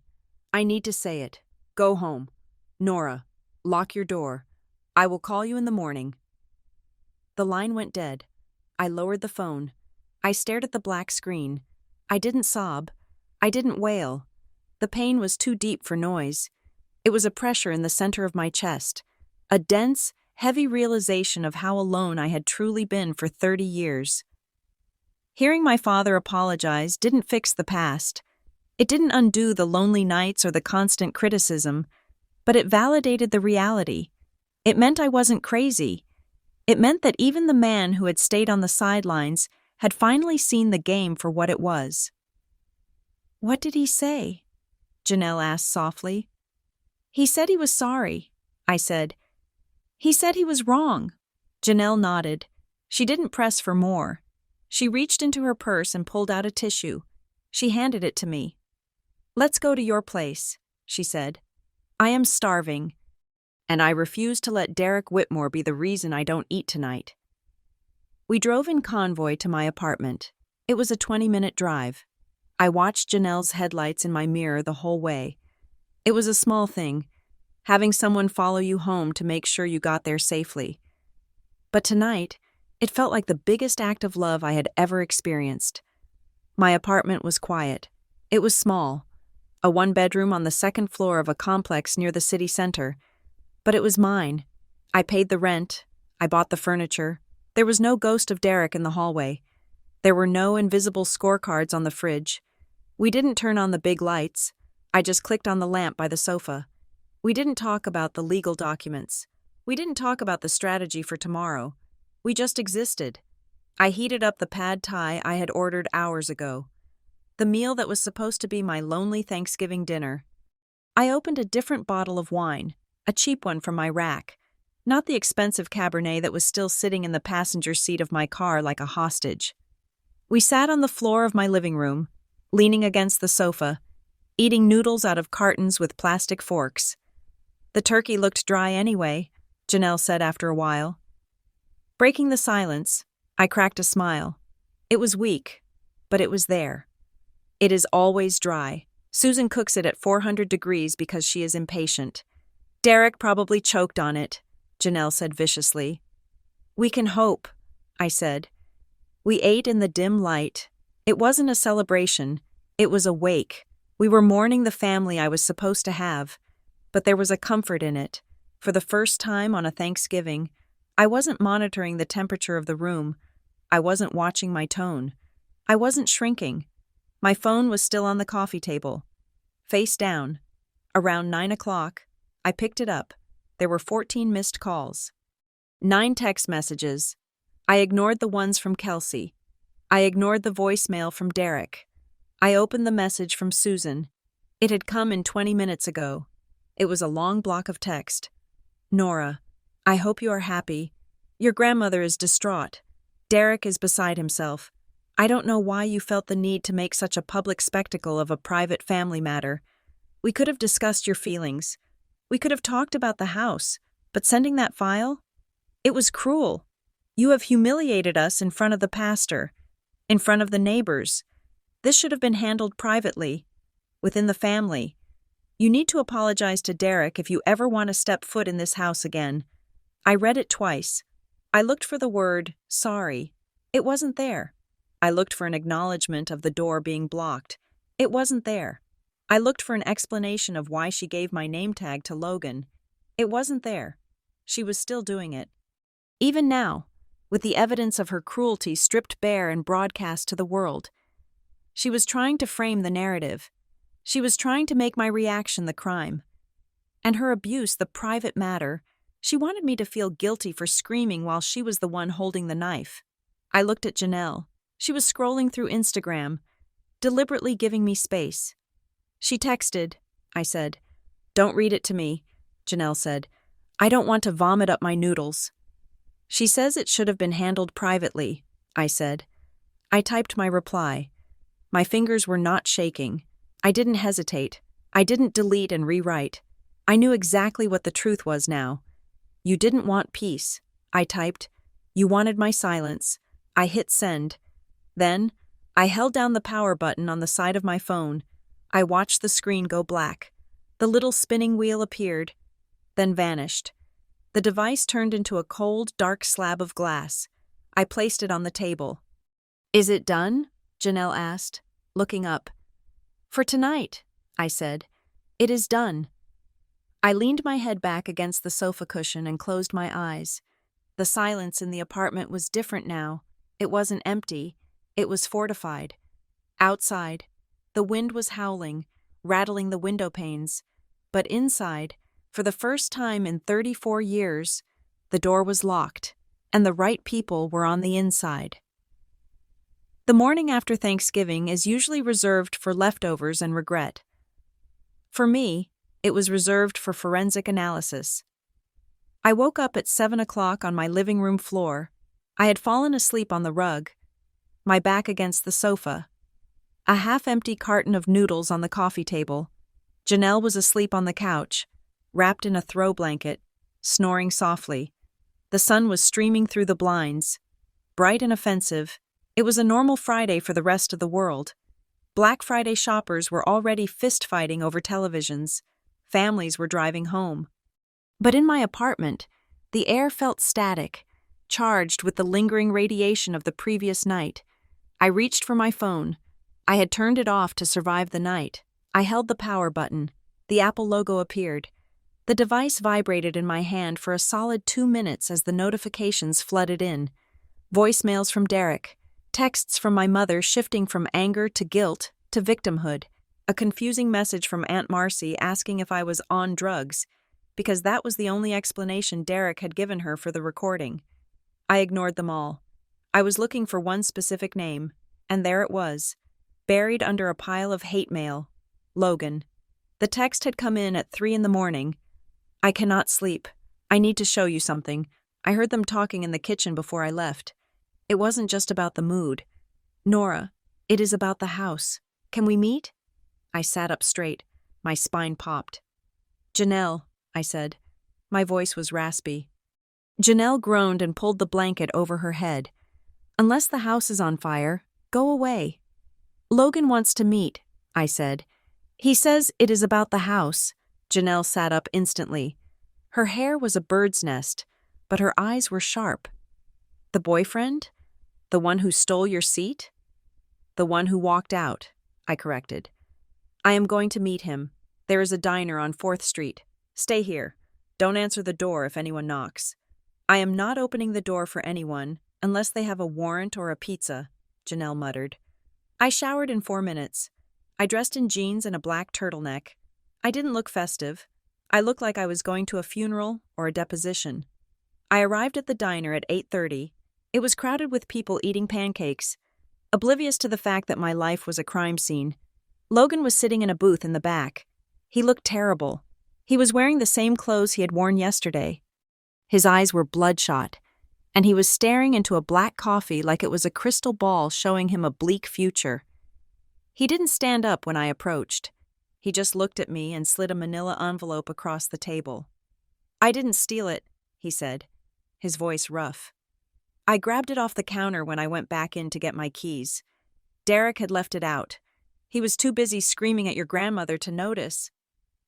I sat down. I didn't open the envelope yet. Tell me what you heard. Logan, he took a sip of coffee. His hand was shaking. After you left, he started. Derek went into the kitchen to get more ice. Susan followed him. They thought I was in the bathroom. I wasn't. I was in the hallway, trying to find a way to leave without it being awkward. He paused, looking around to make sure no one was listening. Derek was panicking, Logan said. He wasn't mad that you were rude. He was scared. He told Susan, "We just need her signature to close. If she doesn't cooperate, we are dead in the water." And then he said, Logan winced. "Say it," I commanded. He said, "If she won't sign, we paint her as unstable. We get the doctor to say she is having an episode. We can bypass her if she is incapacitated." The diner noise faded into a dull roar. Incapacitated. It was a legal term.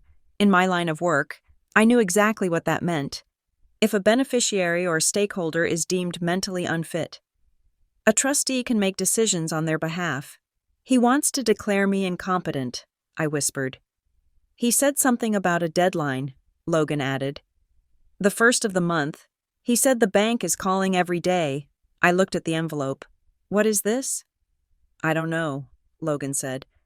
It looks like a loan application, but your name is on it, and Nora, there is a signature. I opened the envelope. Inside was a copy of a refinancing application for the house at 104 Maple Drive. It was dated 3 weeks ago. It was a request to pull $200,000 of equity out of the property. I flipped to the signature page. There was Derek's signature, big, looping, arrogant. There was Susan's signature, small, cramped, and there, on the 3rd line, was a signature that read, Nora Chavez. I stared at it. It looked like my signature. It had the same slant, the same way I crossed my T's. To an untrained eye, it was perfect. But I work in risk management. I look for anomalies. I pulled a pen out of my purse. I signed my name on a napkin. I placed it next to the document. The pressure points are wrong, I said softly. What? Logan asked. When I sign the letter A, I lift the pen slightly at the top of the loop, I explained, tracing the ink. This signature doesn't lift. It is continuous. It is a trace. Someone put a piece of paper over an old Christmas card or a check I wrote, and they traced it. They forged it? Logan looked sick. They tried to, I said. But the bank must have kicked it back. Banks use AI now to verify signatures on high-value loans. They probably flagged it as a mismatch. That is why Derek has been hounding me to sign the tax documents for the last 2 weeks. He needed a wet signature to replace the fake one because the fraud didn't work. I looked up at Logan. Thank you. I am breaking up with Kelsey, he said suddenly. I can't be with people who do this. I thought they were just strict. This is criminal. You are a good man, Logan, I said. Go home. Get some sleep. Forget you saw this. What are you going to do? He asked. I slid the document back into the envelope. I am going to work. I didn't go to the office. It was a holiday. I went back to my apartment. Janelle was awake, pacing the floor, eating the rest of the pad thai cold. Where is the body? She asked when I walked in. No body, I said. Just a forgery. I threw the envelope on the table. I explained what Logan had told me. I explained the tracing. I explained the incapacitated strategy. Janelle stopped chewing. She looked furious. He was going to 5,150 U so he could refinance the house? Basically, I said. But there is a piece missing. Why does he need my signature at all? I don't own the house. Derek and Mom bought it when I was 12. Janelle frowned. She walked over to the window and looked out at the parking lot. Actually, she said slowly, I don't think they did. I looked at her. What do you mean? Grandma June, Janelle said. Last year, when her memory was starting to slip, she said something weird to me. We were looking at old photos of your grandfather, Susan's dad. Grandma said, "It is a shame Nora never got the letter from him, but Derek said he handled it." What letter? I don't know, Janelle said. I thought she was confused. She talks about people who have been dead for 20 years like they are in the next room. But she was adamant. She said, the house was supposed to stay in the blood. Stay in the blood. My grandfather, Arthur, had been a hard man. He didn't like Derek. I remembered that clearly. He called Derek a slick salesman. When Arthur died, I was told he left everything to Grandma June and my mother. I was 10.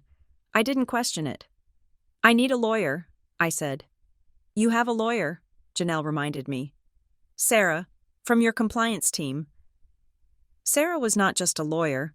She was a shark in a cardigan. She specialized in property law and forensic accounting before she moved to risk management. I called her. Nora, Sarah answered on the second ring. Happy Thanksgiving weekend. Why do you sound like you're about to indict someone? Because I might be, I said. I need you to pull a title history. Right now. I have the parcel number.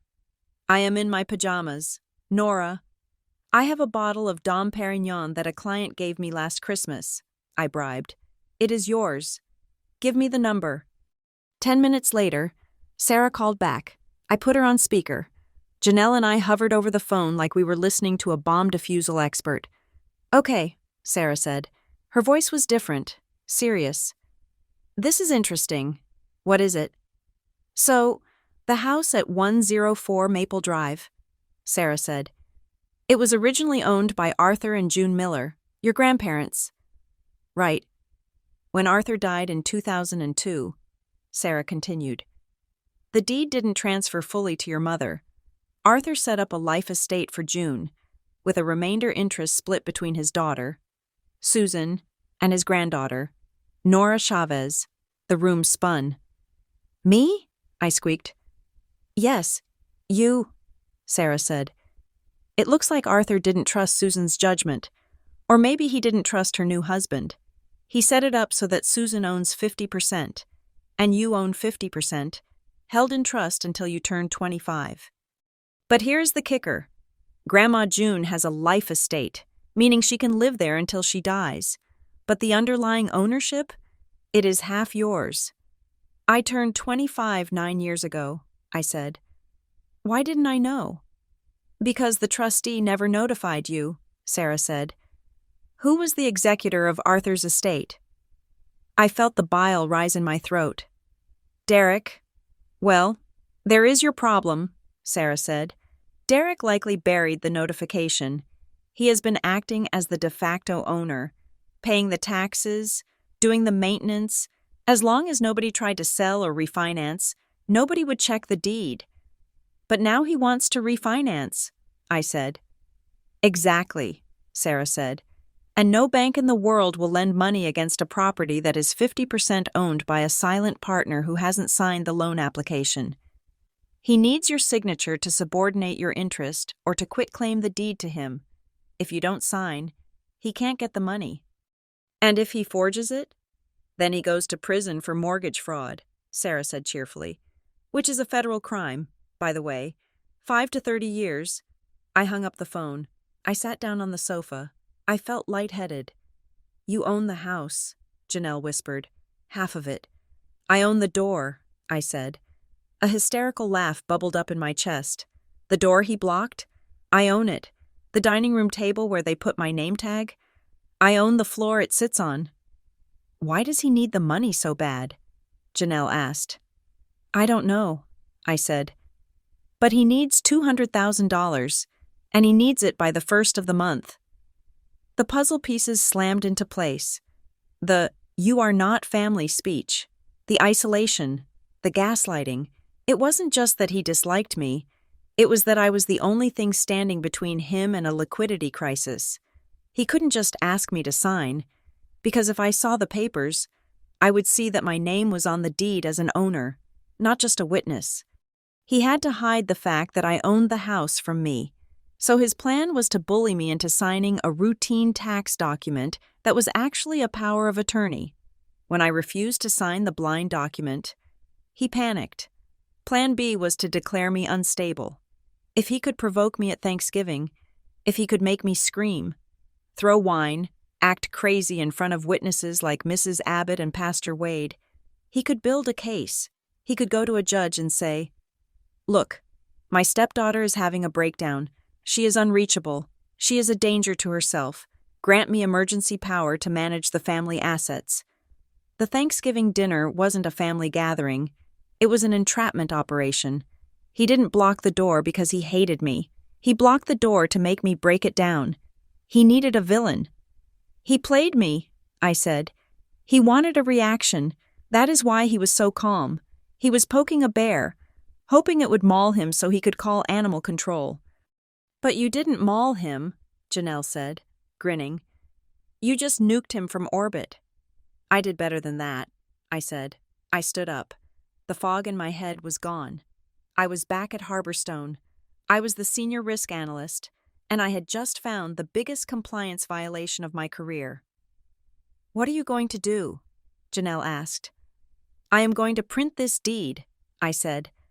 I am going to print the forged application Logan gave me, and I am going to call the lawyer back. To sue him? No, I said. Suing takes too long. Derek needs money by the 1st. He is desperate. Desperate men make mistakes. I walked over to the window. The sun was fully up now. The world looked sharp and clear. He said I wasn't family, I said softly. He was right. I am not family. I am the landlord. I turned to Janelle. Get your coat, I said. We are going to make a copy of these files, and then we are going to wait. Wait for what? For the desperate move, I said. He thinks the recording destroyed his reputation. He doesn't know I have the documents that can destroy his freedom. He is going to come for me. He has to. He has 48 hours to get that money. I checked my phone again. There was a new text from Derek. It was sent 5 minutes ago. Nora, we need to talk. Face to face. No more phones. I am coming to your apartment. We need to settle this. I showed the screen to Janelle. He is coming, she said, her eyes widening. Let him come, I said. I unlocked the door to my apartment. I didn't want to keep him out. I wanted him to walk right into the trap he had built for himself. Put the coffee on. Jan, I said. The eviction notice is about to be served. The knock on my door came at 11 o'clock sharp. It was not a hesitant knock. It was 3 sharp, authoritative raps, the kind of knock delivered by a landlord coming to collect overdue rent or a police officer serving a warrant. It was a knock that assumed the person on the other side had no choice but to open. I was sitting in the armchair by the window, a mug of coffee in my hand. Janelle was leaning against the kitchen counter, her arms crossed, her eyes fixed on the door. "Do you want me to get it?" Janelle asked. "No," I said. I set the mug down on a coaster. "I will get it. Stay here. Be the witness." I walked to the door. I did not rush. I smoothed the front of my jeans. I checked my pulse. It was steady, 65 beats per minute. I unlocked the deadbolt and pulled the door open. Derek and Susan Whitmore stood in the hallway. They looked like they were dressed for a funeral, or perhaps a court appearance. Derek was wearing a navy blazer and stiff slacks. Susan was wearing a beige trench coat, belted tightly at the waist, her hair perfectly coiffed but her eyes hidden behind oversized sunglasses. They looked out of place in my complex. My building smells like floor wax and other people's cooking. It is a place for people who work for a living. Derek and Susan looked like tourists who had taken a wrong turn into a bad neighborhood. "Nora," Susan said. Her voice was breathless, rushing out the moment the door cracked. She took off her sunglasses. Her eyes were puffy, red-rimmed. It was a good performance.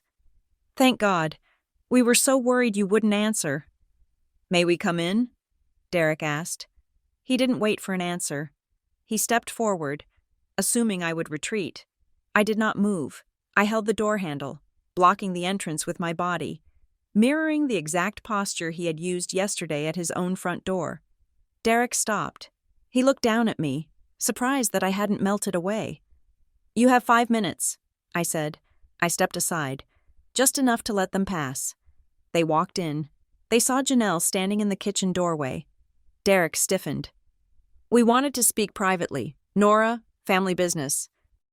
"Janelle is family," I said, closing the door behind them. "And since you told me yesterday that I'm not family, I figure the definitions are flexible." Derek's jaw tightened. He looked around my apartment. He took in the second-hand bookshelf, the rug I had bought on sale, the small television. I saw the judgment in his eyes.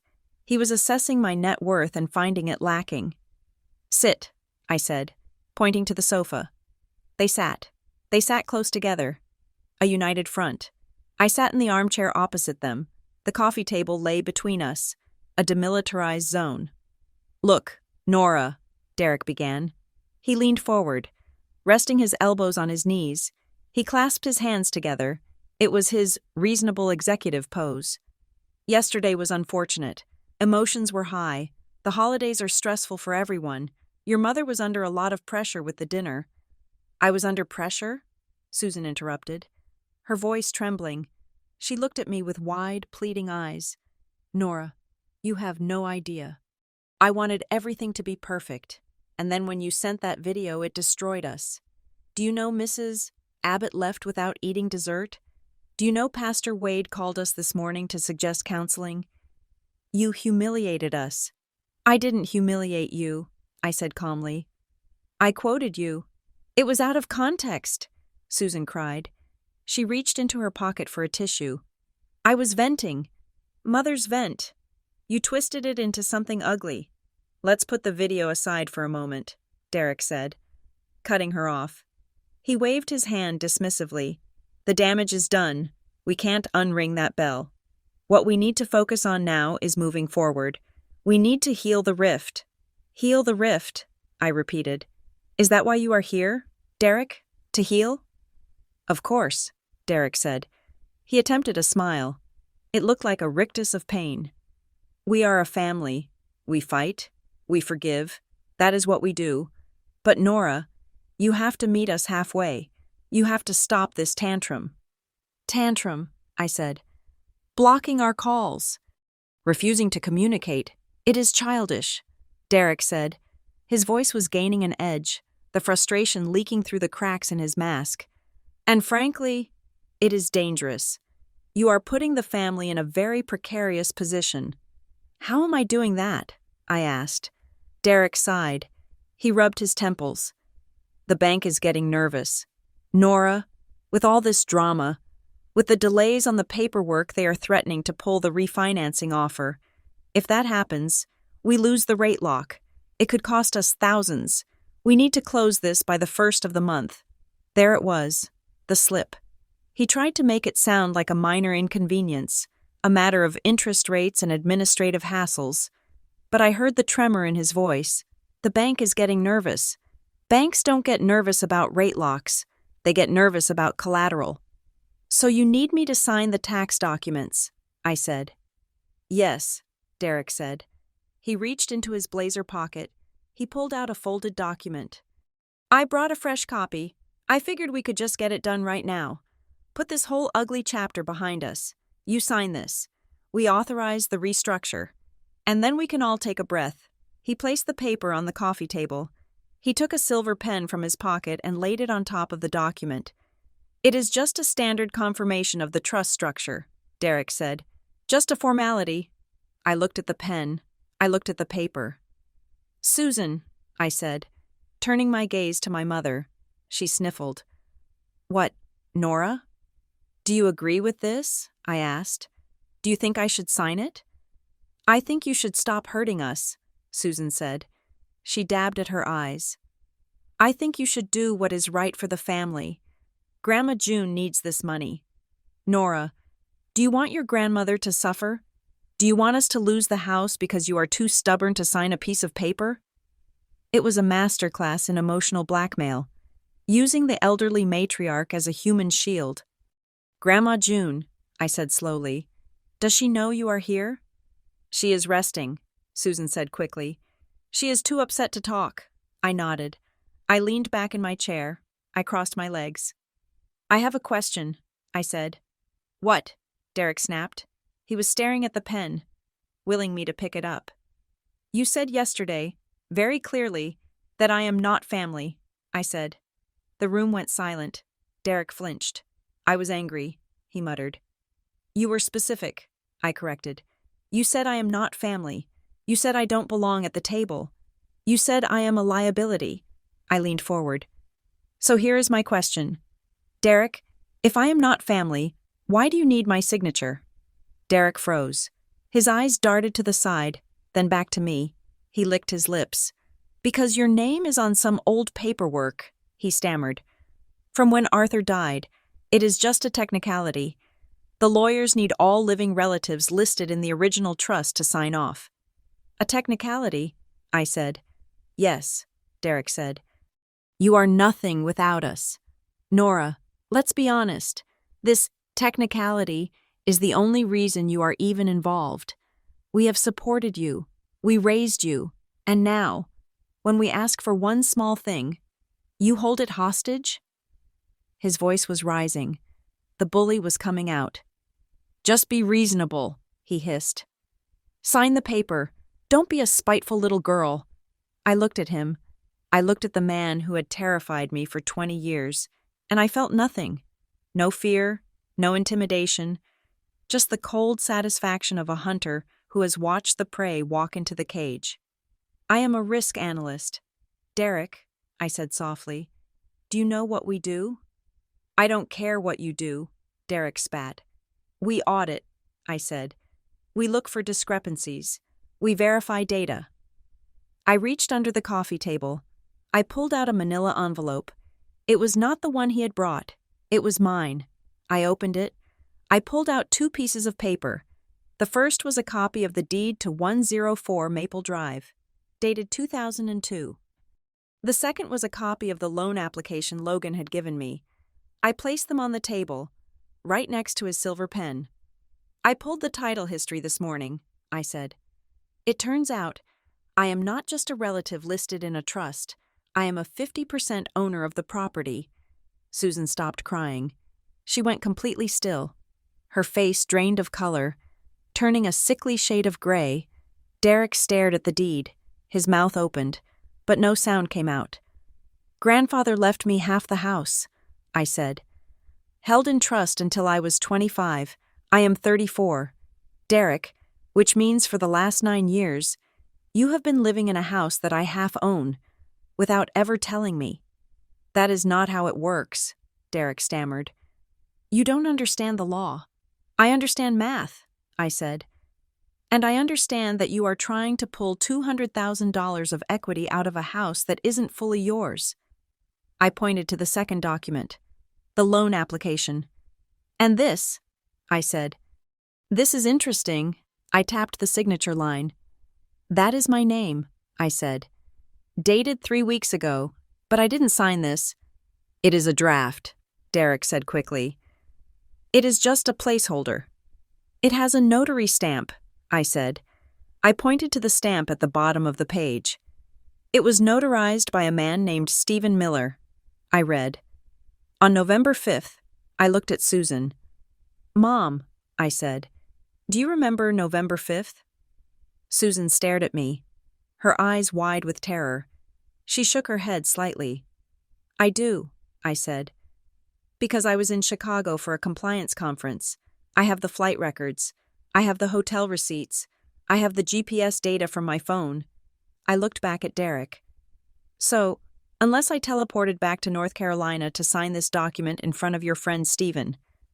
This is a forgery, and since it was submitted to a bank, it is bank fraud.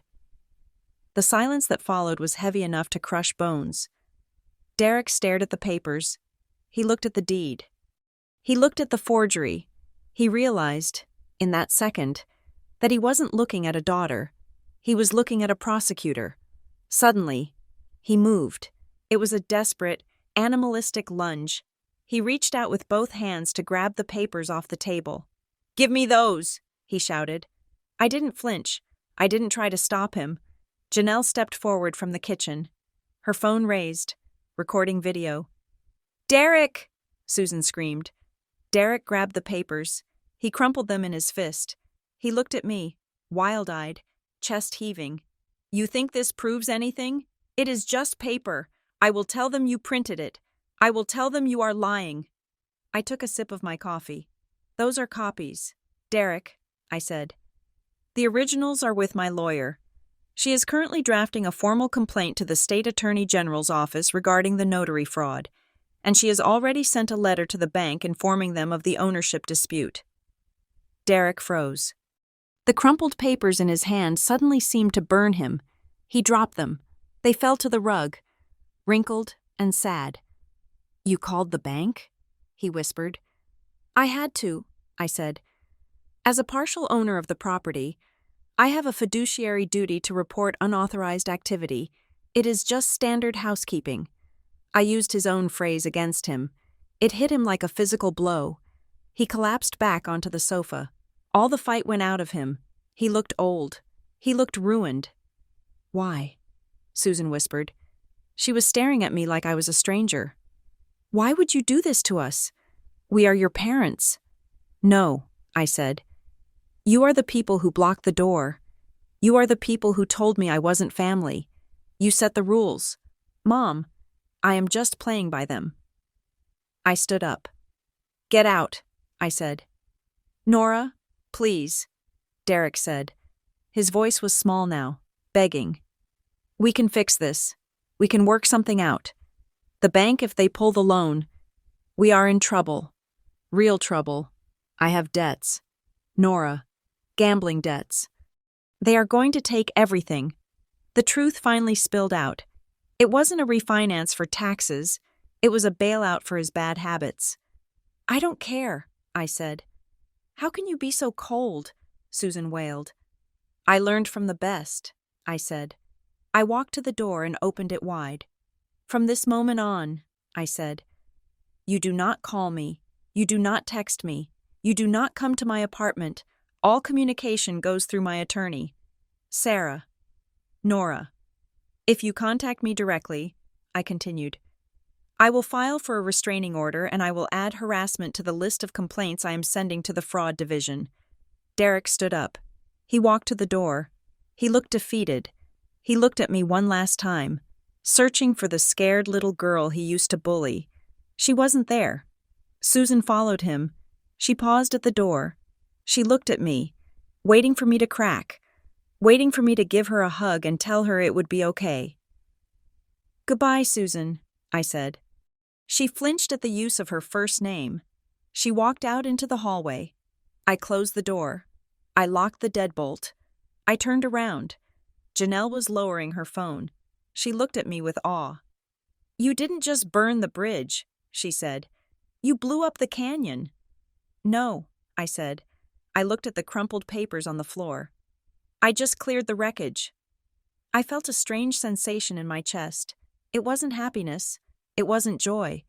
It was the feeling of a heavy weight, one I had been carrying since I was 7 years old. Finally being set down, I was free. The fallout of a nuclear explosion is often quieter than the blast itself, but it lasts much longer. In the weeks following Thanksgiving, the silence from my mother's house was replaced by the aggressive noise of the legal system. Once the documents were filed, the machinery of justice began to turn, and it ground Derek Whitmore into dust with a slow, satisfying crunch. My lawyer, Sarah, was ruthless. She didn't just stop at the forged loan application. She ordered a full forensic audit of the family trust going back 15 years. What she found wasn't just a mistake, it was a systemic dismantling of my grandfather's legacy. Derek had not just been managing the money, he had been siphoning it. He had created shell companies with names that sounded legitimate: Whitmore Consulting, Maple Drive Holdings, and he had been paying himself management fees for over a decade. He had drained my grandmother's savings to pay for his country club memberships, his leasing of luxury cars, and, as he had confessed in my living room, his gambling debts. He had kept the structure of the inheritance hidden from me for a very specific reason. If I knew I owned 50% of the house, I would have had the right to audit the books, by keeping me in the dark, by treating me as the unwanted stepchild.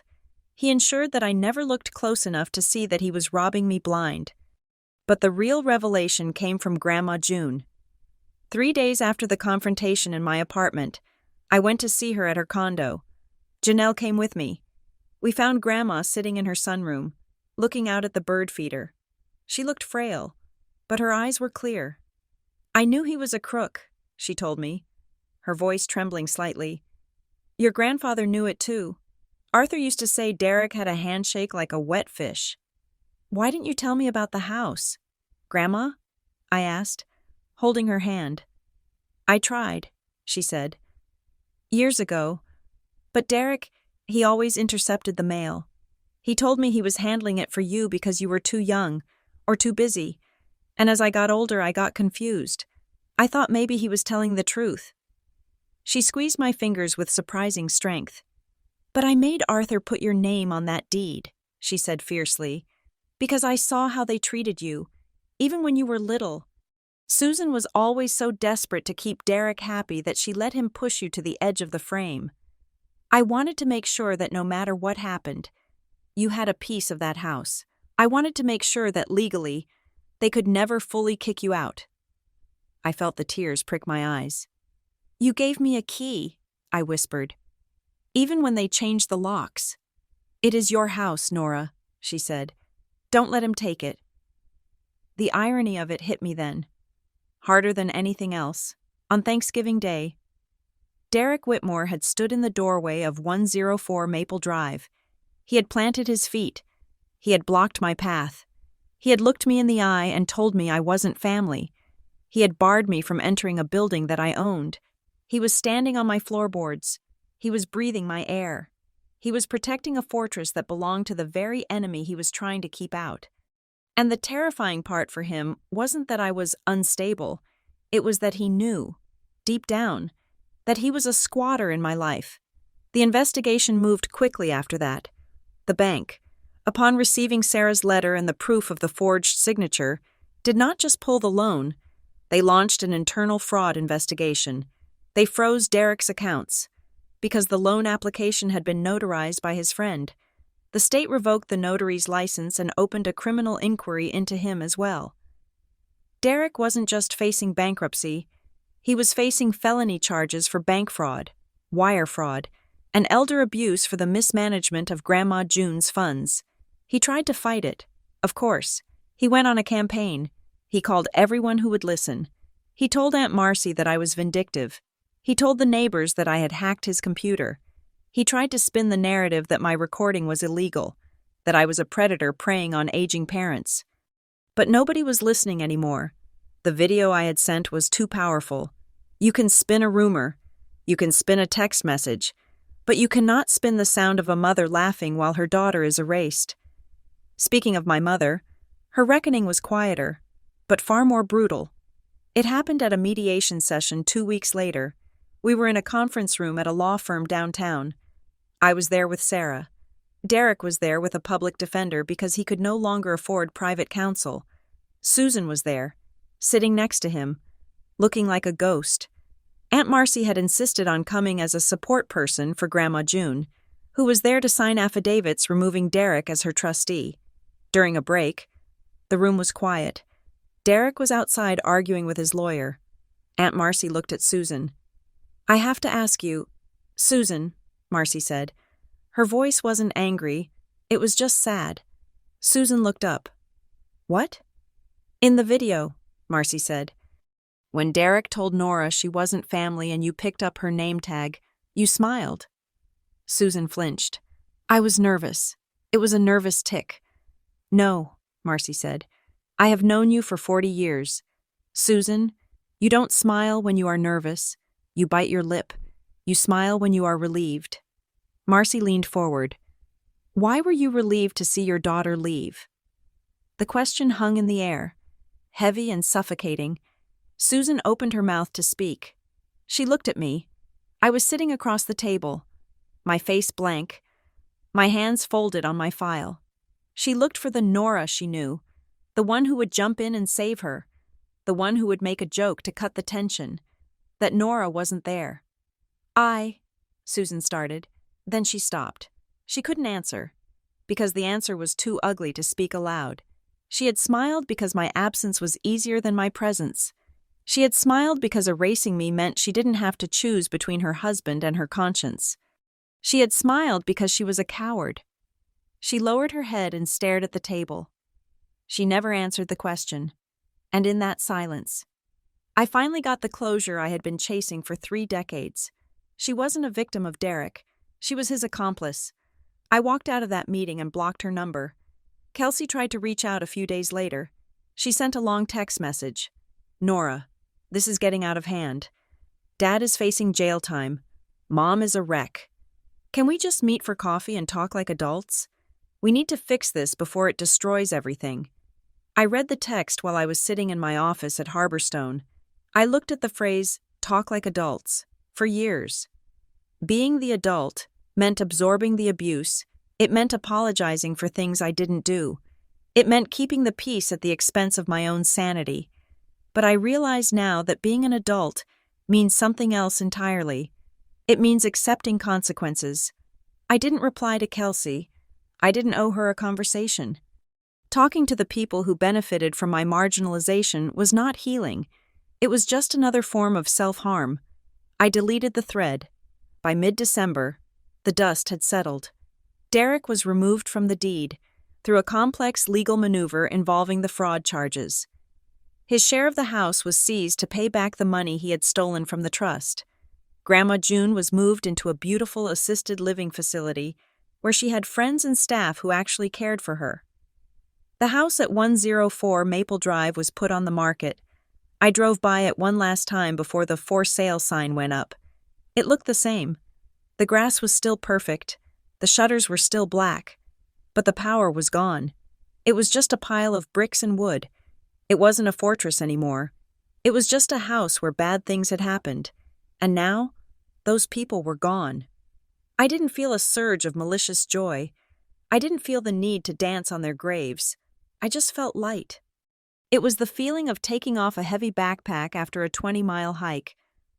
I was tired, yes, but I was standing up straight for the first time in my life. I decided to host Thanksgiving this year, or rather, a Friendsgiving. It was 2 months late, held on a rainy Saturday in January. But nobody cared about the date. I invited Janelle.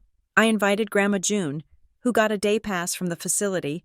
I invited Logan, who had indeed broken up with Kelsey and was slowly becoming a good friend.